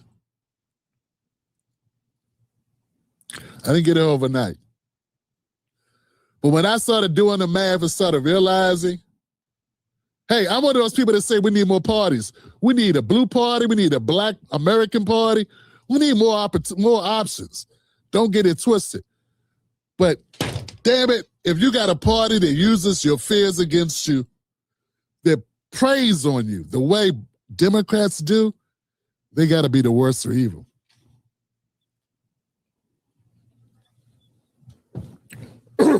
Yeah. Pardon me. I didn't always feel this way. But as I get a longer look at it, I get a broader look at what's happening. The people that lie to you and tell you that they're your friend, that they got your back, as they pull the knife out and drive it in and twist it, they have to be the worser. They're the ones Black people have been voting for. They're the ones that we have been funding. We ain't funding no Republicans. And then they use this against us. You say, we know what against you. Slavery. They put a Draco out. The street sweeper. They pull out the street sweeper on you and clear the room. And hit you with that. And it's nothing but manipulation because they don't want you to think for yourself and realize, hey, if the Democrats were really fighting for me, if they were really, truly committed to supporting us like we have been committed to supporting them. Remember, we did not get here willy-nilly. I'm not getting to this without years of doing this job. I wasn't talking like this last year. I wasn't talking like this 5 years ago. 5 years ago, I was talking about independent. When I had the Green Party on this show, you would never know it. Even they've come for my neck, even after promoting them for years for free. Because I stopped supporting them. Once you do that, then you become their enemy. See how that works? I had their presidential candidates on my show for free. They never gave me a single dime, fam. Opened rallies for them. And then when I started supporting Black Americans only, they become my chief adversary, calling me a Klansman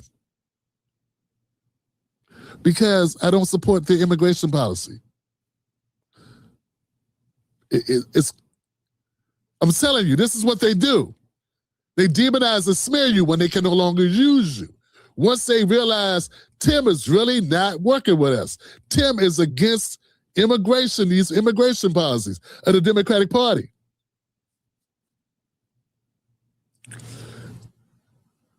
So I didn't get here overnight.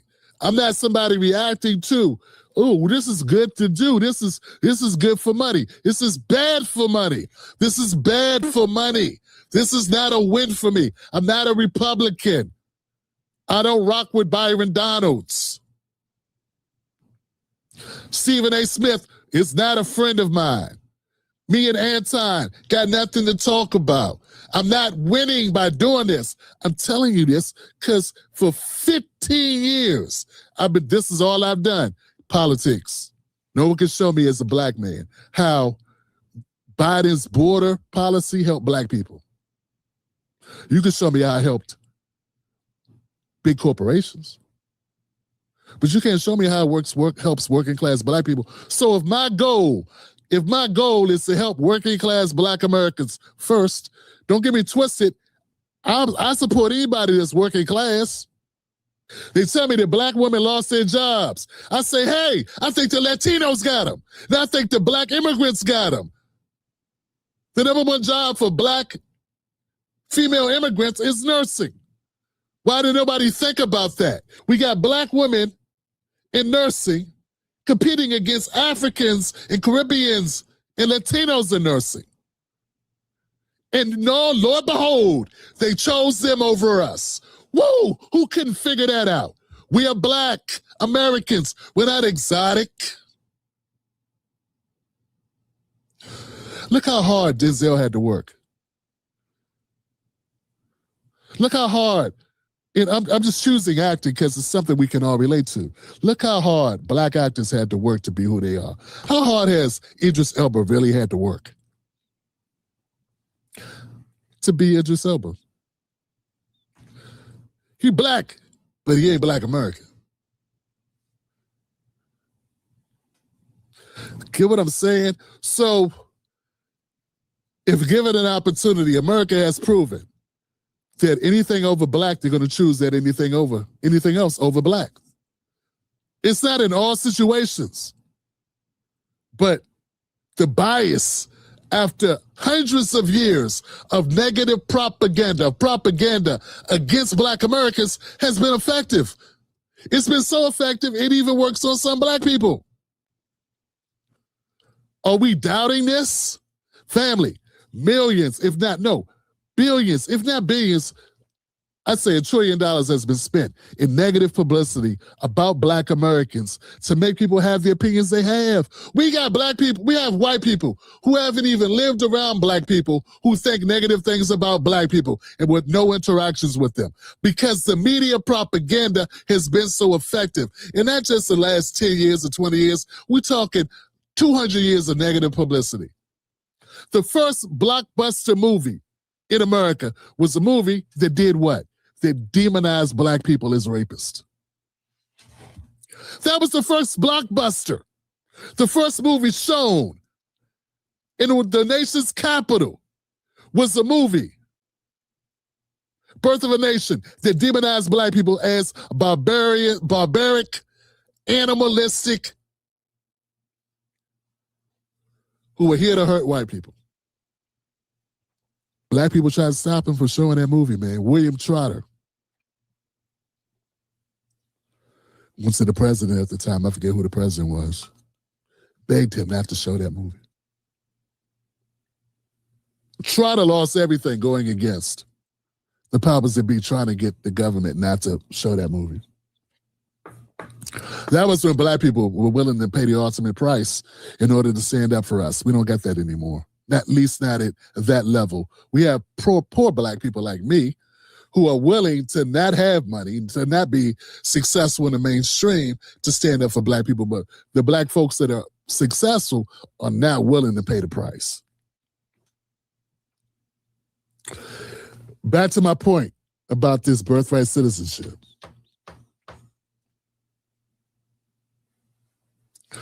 It was never meant for the uses of it today. And hey, it's taken a lot of growth to get to this point where I can listen to a clip of Clarence Thomas and not just go, but it's not about me liking him. It's not about me admiring him. It's got nothing to do or not liking him or being disgusted by a lot of, the point is, he's right about this. He's right about this. So Michael Singleton is right. Scott Jennings is right. Trump is right. He may be wrong about a lot of other shit, but he's right about this. And at some point, we got to be that way. We got to a la carte our politics, and we got to be able to a la carte policy because we in a particular situation as black Americans, nobody's got our back. Someone said it, I forget who it was. Someone said, no permanent friends and no permanent enemies, just permanent interest. That's what we got to have.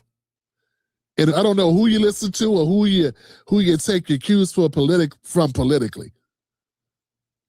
But somewhere in their mode of thought, somewhere in their doctrine, somewhere in their ethos, has to be, if they are about their business, whether they're FD Signifier or Mark Lamont Hill or Amanda Seals, whoever it is that you feel,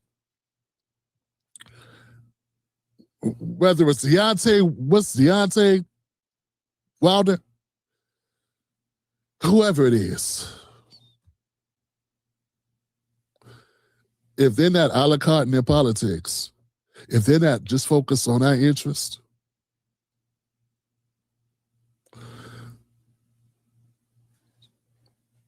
please consider if their interests and your interests are truly aligned.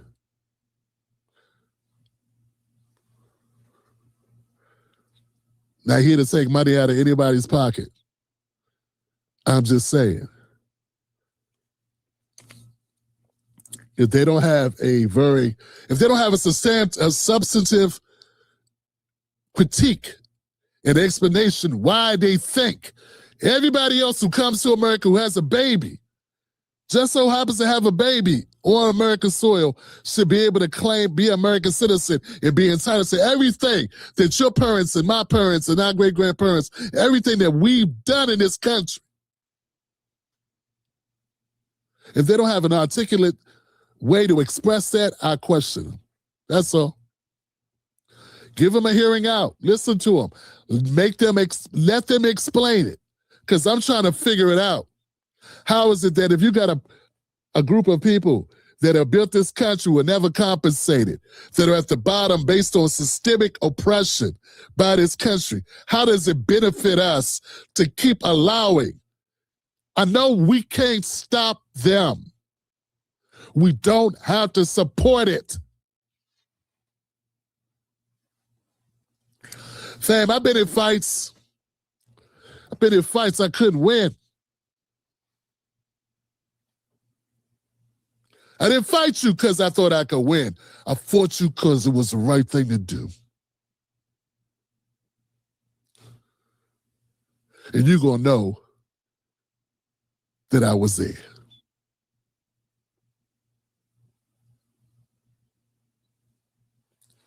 All right. Catch.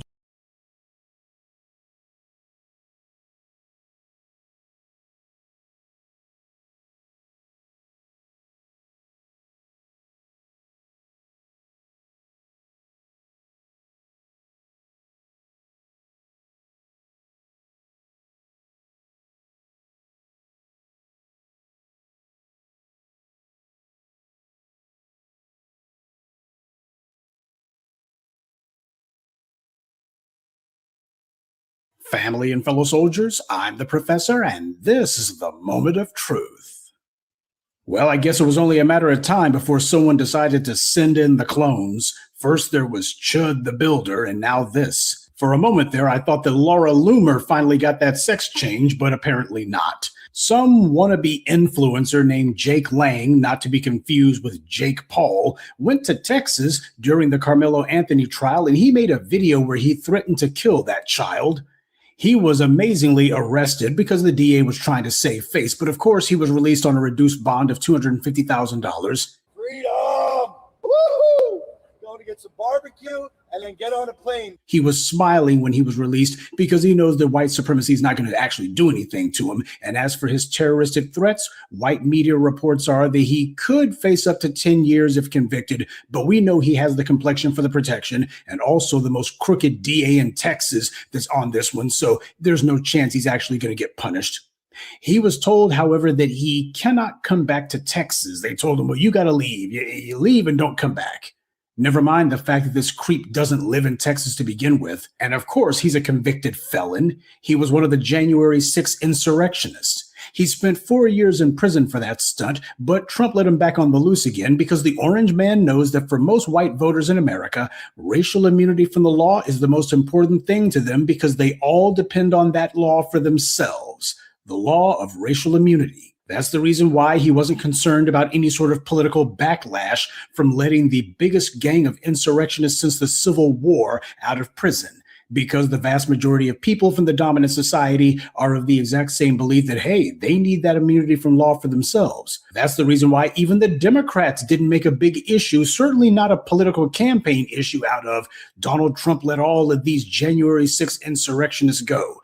They know that the dominant society looks at that and goes, yeah, as he should. In addition to that, by the way, this Jake Lang character is also facing charges in Minnesota for destroying an anti-ICE sculpture on state capitol grounds. Now, keep in mind, the authorities in Minnesota can absolutely revoke his bail there for his having gotten charged in Texas with another crime.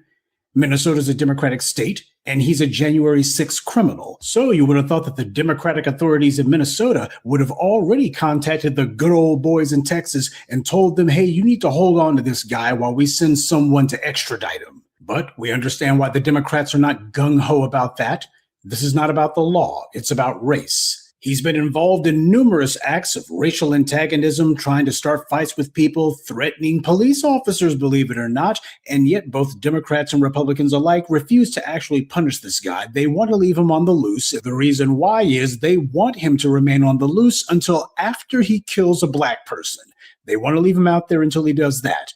Afterwards, they might decide to do something about him while they try to rig some sort of sweetheart plea deal to let him go. But it's like, well, we don't want to do anything about him until after he's gone ahead and served his purpose. Once he goes ahead and harms a black person or hopefully kills a black person, then we'll move in then. But until then, in the meanwhile, go ahead and let this guy stay on the loose because we know where this is going.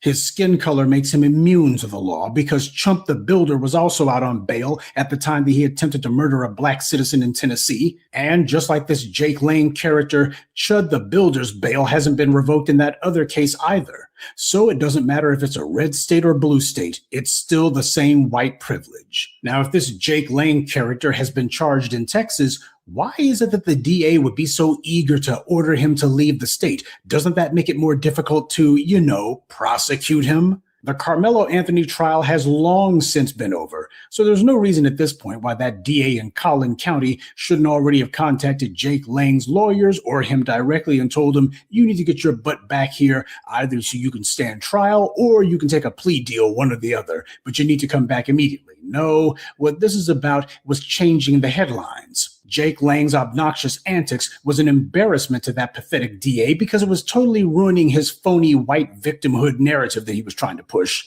The entire case against Karmelo Anthony was that he victimized a white person, and here you had the real face of white supremacy there showing no victimization here at all. This loser Lang embarrassed that DA, but then again, that DA should have already died of embarrassment a long time ago, pathetic as he is. They just wanted him out of their hair and out of the headlines. But they'll be quietly doing away with these weak charges, quote unquote, soon enough. Now, when stuff like this happens, where are your so-called Democratic politicians in Texas at, especially the black ones? The ones who are always hot and bothered, allegedly, about the safety of black people. And yet, every time something like this happens, those guys are nowhere to be seen. Otherwise, they'd be passing laws, in places like D.C. and Minnesota to make it possible for prosecutors to go after criminals like this Jake Lane character. But they're not, and we all know why that is. It's for the same reason that this moron was down there in Texas in the first place. These white supremacists consider the Karmelo Anthony self-defense case to be a huge L that they took. Now, how can that be, you ask? After all, they rigged a kangaroo court to convict that child for no reason. They got what they wanted, right? Wrong. White supremacy is about being supreme, and that means you get to have it all your own way, not some of the way. What was supposed to happen was that Karmelo Anthony was supposed to have gotten jumped by those thugs. He was supposed to be the one who wound up harmed. The exact same way that we see the thugs in blue carry out these racial ambushes, or some white supremacists on the street who the DA goes ahead and either doesn't charge them at all or they give them some slap on the wrist. You see, that's what's supposed to happen. Only it didn't in this case. And that's the real problem that they've got. Neither the white media nor the white authorities care about a white person having died. After all, they do nothing when entire classrooms of white children, even those in elementary school, are killed. So for an overgrown college-age thug to lose his life while attacking a black child, his death means nothing to them. The death of Austin Metcalf is completely and thoroughly meaningless to the white powers that be. What matters, however, is who did it. See, when it comes to a black person defending themselves, they're like, oh, this is the kind of thing that we don't want to become habit forming. So we got to make an example out of this person. In any and all racial confrontations, what's supposed to happen is the white supremacist is supposed to have the upper hand. And when that doesn't happen, they're the ones who are traumatized. The white supremacists took a huge L in this case, and they're trying to find a way to engineer a do-over, preferably one that's on video. That's the whole point. This is why black people need to make sure that they're ready and able to protect themselves. It's no coincidence that these criminals keep pulling these stunts in front of these so-called courthouses. That's exactly what this Jake Lane character did. Same thing as Chud the Builder. These white police and prosecutors, like the scumbag prosecutor in Collin County, they work hand in hand with these racists. And there's an open hands-off policy where their criminal acts of anti-black violence are concerned. It's all done in order to encourage these cowards to carry out their racial ambushes. So black people are well within our rights to discourage these scumbags. This morning's briefing is an advisory that these racists with their cameras are intensifying their efforts to carry out violence against Black people and to try to get it on camera. When you see these creeps showing up with their cell phones in tow or their little GoPro cameras or whatever, they're not just doing that simply to be obnoxious. They're doing that because in their pea brains, they think that they actually found a soft target. If they're running up on you, that's because they think, we caught one of them slipping. That's the entire point. That's what Chud the Builder thought that he was doing. He came across the street because what he thought was, well, I've got a gun, and I'm sure that this Black guy here doesn't, so this is going to be easy. As it turned out, it was an easy L. Yet another high-profile humiliation for these white supremacists. Their boy plans a racial ambush. He spied someone who he thought was unarmed and was a soft target. He runs up on that unarmed would-be Black victim, and not only did he get his pale racist behind kicked, but he was so scared that he wound up shooting himself in the process. Keep in mind, these are the clowns who are constantly telling everybody how high their IQ is. This Lane creep, however, wasn't in Collin County by accident. He was there because the illegal railroading of Karmelo Anthony made him feel like the local white supremacists would support him if he attempted to do the same thing that Austin Butler tried, instigate a racial confrontation, only this time he would do so armed with the intent to kill someone. The very lie that the DA told about Karmelo Anthony. Chud the chump tried to set up a live-streamed murder, but like everything else in his life, he failed at that. But there's plenty of others who want to attempt the same thing, and the authorities are going to try to give them as much leeway as possible to do that. Well, I don't know if this moron Jake Lang will become the next Chud the Builder, or if he's even met Chud the Builder. But if he continues to run around threatening the lives of Black citizens, he could wind up just like his hero, Chud the Builder. Good day, and be one.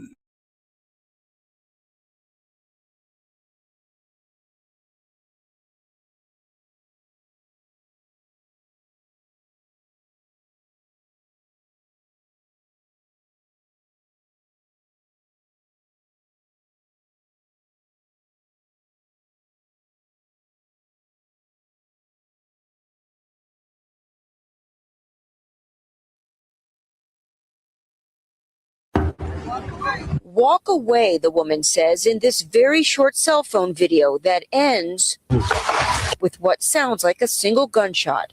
But we are now seeing what happened in the minutes prior in this Walmart parking lot at 7900 West McNabb Road.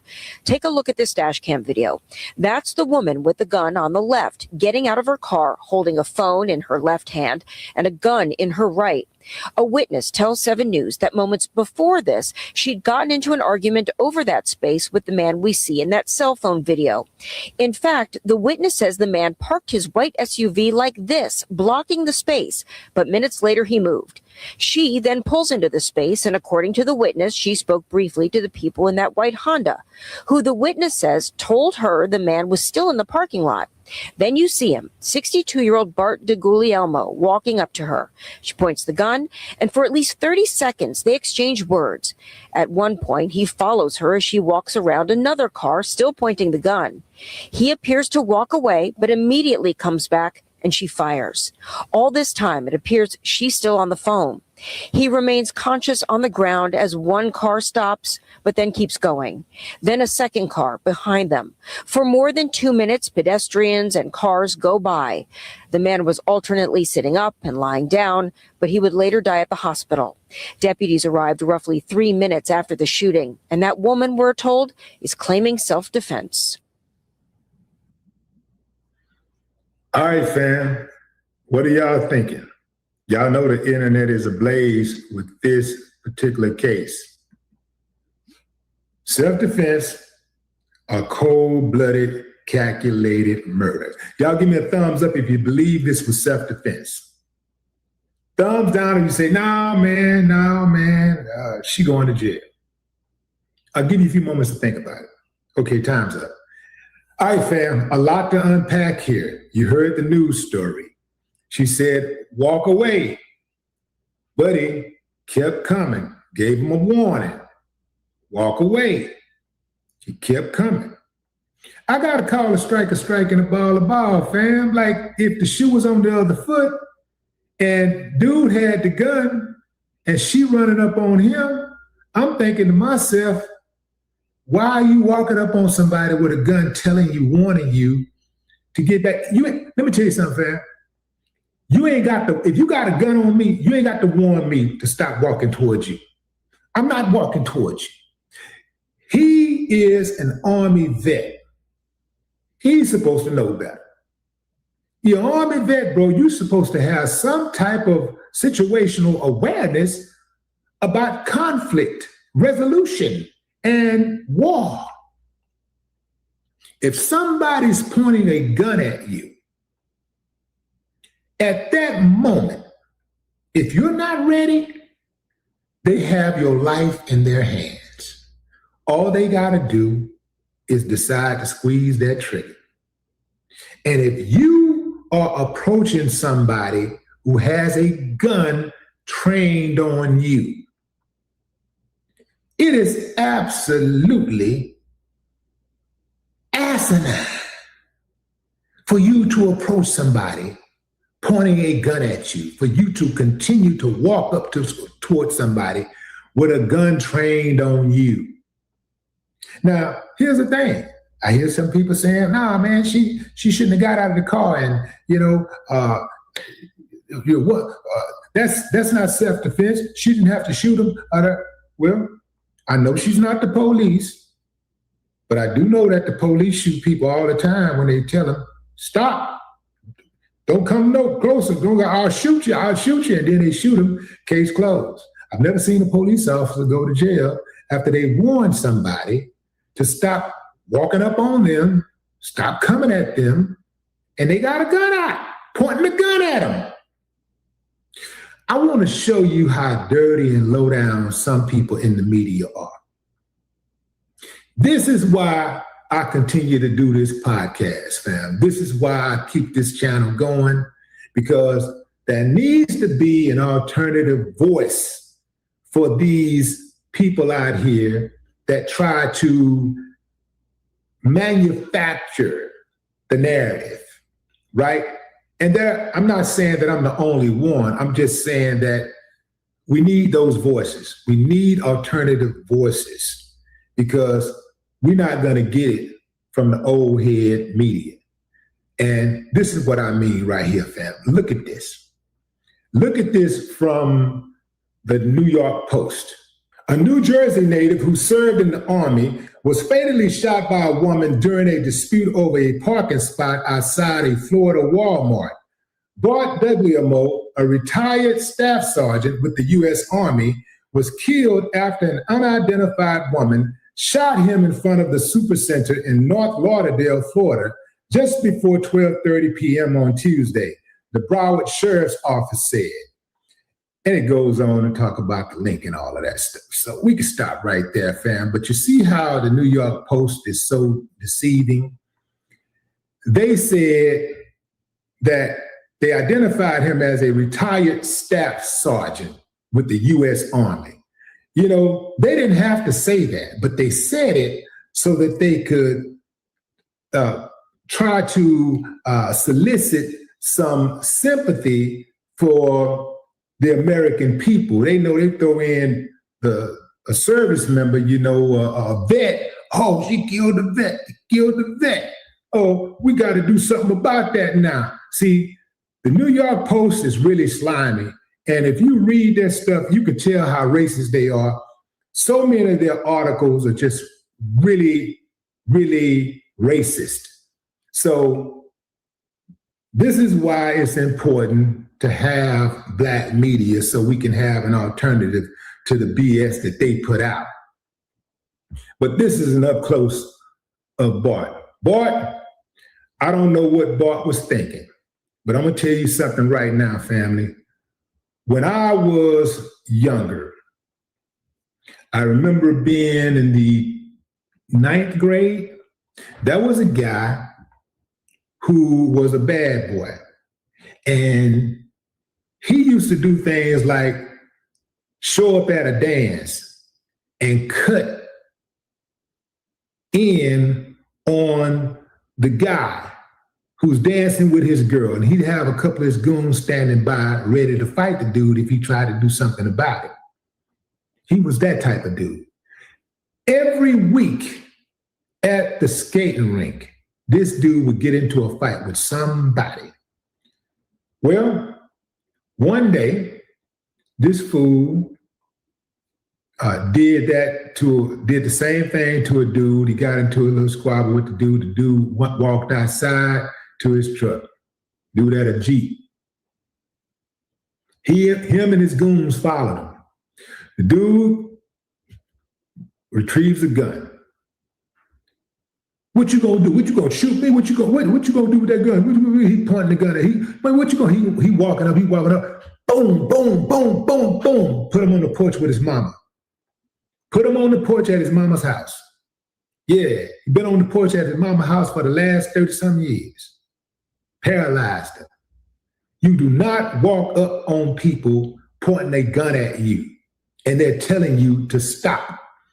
You are gambling with your life. You must be tired of living if you do that. You gotta be tired of living. You got to be tired of living if somebody pointing a gun at you and they're telling you to stop. Stop walking toward them. They're backing up and you're continuing to come after them. You're steady walking forward. Now, a lot of people are comparing this already to the Karmelo Anthony case. You have a white person who's deceased after an altercation with a black person. And they're automatically, the lines are drawn in the sand. People are picking sides, and most people are picking sides based on race. And I know what some of y'all are thinking, that's what you're doing, Willie D. But, look, man, I got to call a strike and a ball a ball. When black people have behaved uncivilized, I've called it out, And so white people ain't special. I want y'all to know that. Y'all not special. If y'all get out of pocket, y'all do something crazy, I'm going to call that out. If I think that y'all in the wrong, I'm going to call y'all out too. Ain't nobody above criticism, okay? Nobody's above criticism. So if I can call black people out on a daily basis for the BS that they do, and nobody call me a racist for that, call me a coon for that, then I absolutely should be able to call anybody outside of the black society out. I should be able to call them out. Not should be, I'm calling them out. I'm not asking for permission, but I do believe that understanding is necessary. Bart thought it was sweet. How many times have we seen videos of white men attacking black women? You can look it up right now. It's all kinds of videos out there of white men fighting black women, especially elder black men. Elder white men who are in their 50s and 60s and 70s. They constantly trying to swing on black women. So he running up on her. How we know? How does she know he not gonna swing on her? So, fam, I don't know what to tell you. But let me back up. I do know what to tell you. Don't walk up on nobody with a gun. Don't you walk up on somebody who's got a gun aimed at you and telling you to stop. You got to be tired of living if you do that. Now, you've already seen the news version of the video. Let me show you the raw version of the video.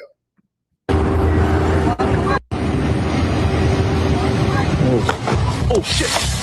Oh.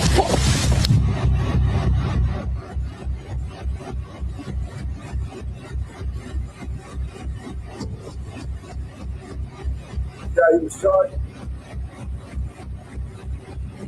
Notice how he was charging. No, he didn't hit his brakes. He didn't pump his brakes until he saw that gun. He was charging at her. He saw that gun. He was, but then he started thinking, she ain't gonna do nothing. She ain't.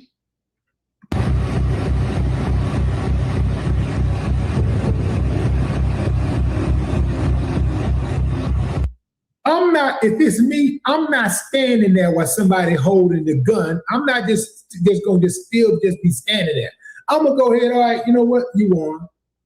Say, man, it's an old saying, walk away and live to fight another day. You know what I'm saying? Walk away. You know how many people out there who are in the ground right now because they let their pride get the best of them?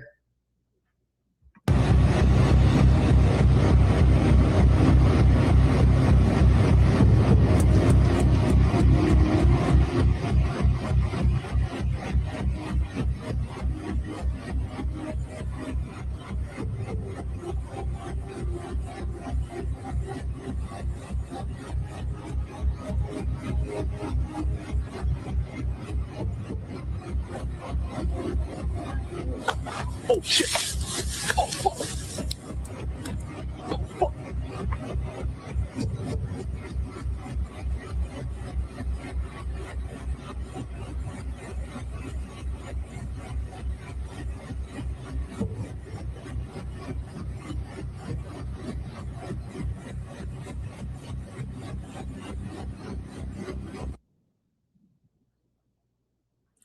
Now, the one thing that I will point out is how aggressive the police officer was when he walked up on him. I've seen them handle mass murderers a lot more gently. And the only reason why I'm saying that, fam, is because of the double standard. It's a two-tier system. It's a double standard the way that they police. And I'm going to call it out every time. I don't care if it makes you uncomfortable. I don't care if you don't like it. I'm still going to call it out. The woman was on the phone with the police. She called 911.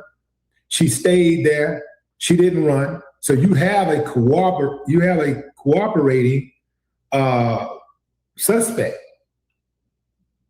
She shot him. She said she shot him. She waited for the police to come. She put her gun down, waiting for the police to come. Police come. What do you got to be aggressive for? She's already cooperating.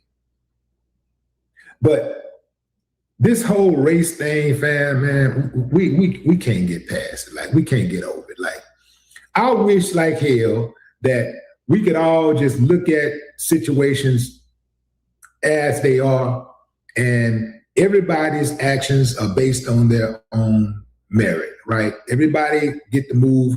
Everything that a person does is based on them and them individually. But that ain't the society that we live in, and that ain't the society that we made. I ain't have nothing to do with it. You know what I'm saying? Like, whoever run it, that's who have a lot to do with it. That's who has something to do with it, whoever run it. If there's a double standard, if there's a two-tier system, we got to look at who created that two-tier system. Why is there a double standard? Why do people look at murder when Black people kill differently from the way they look at it when Black people are killed? Right? Why is that?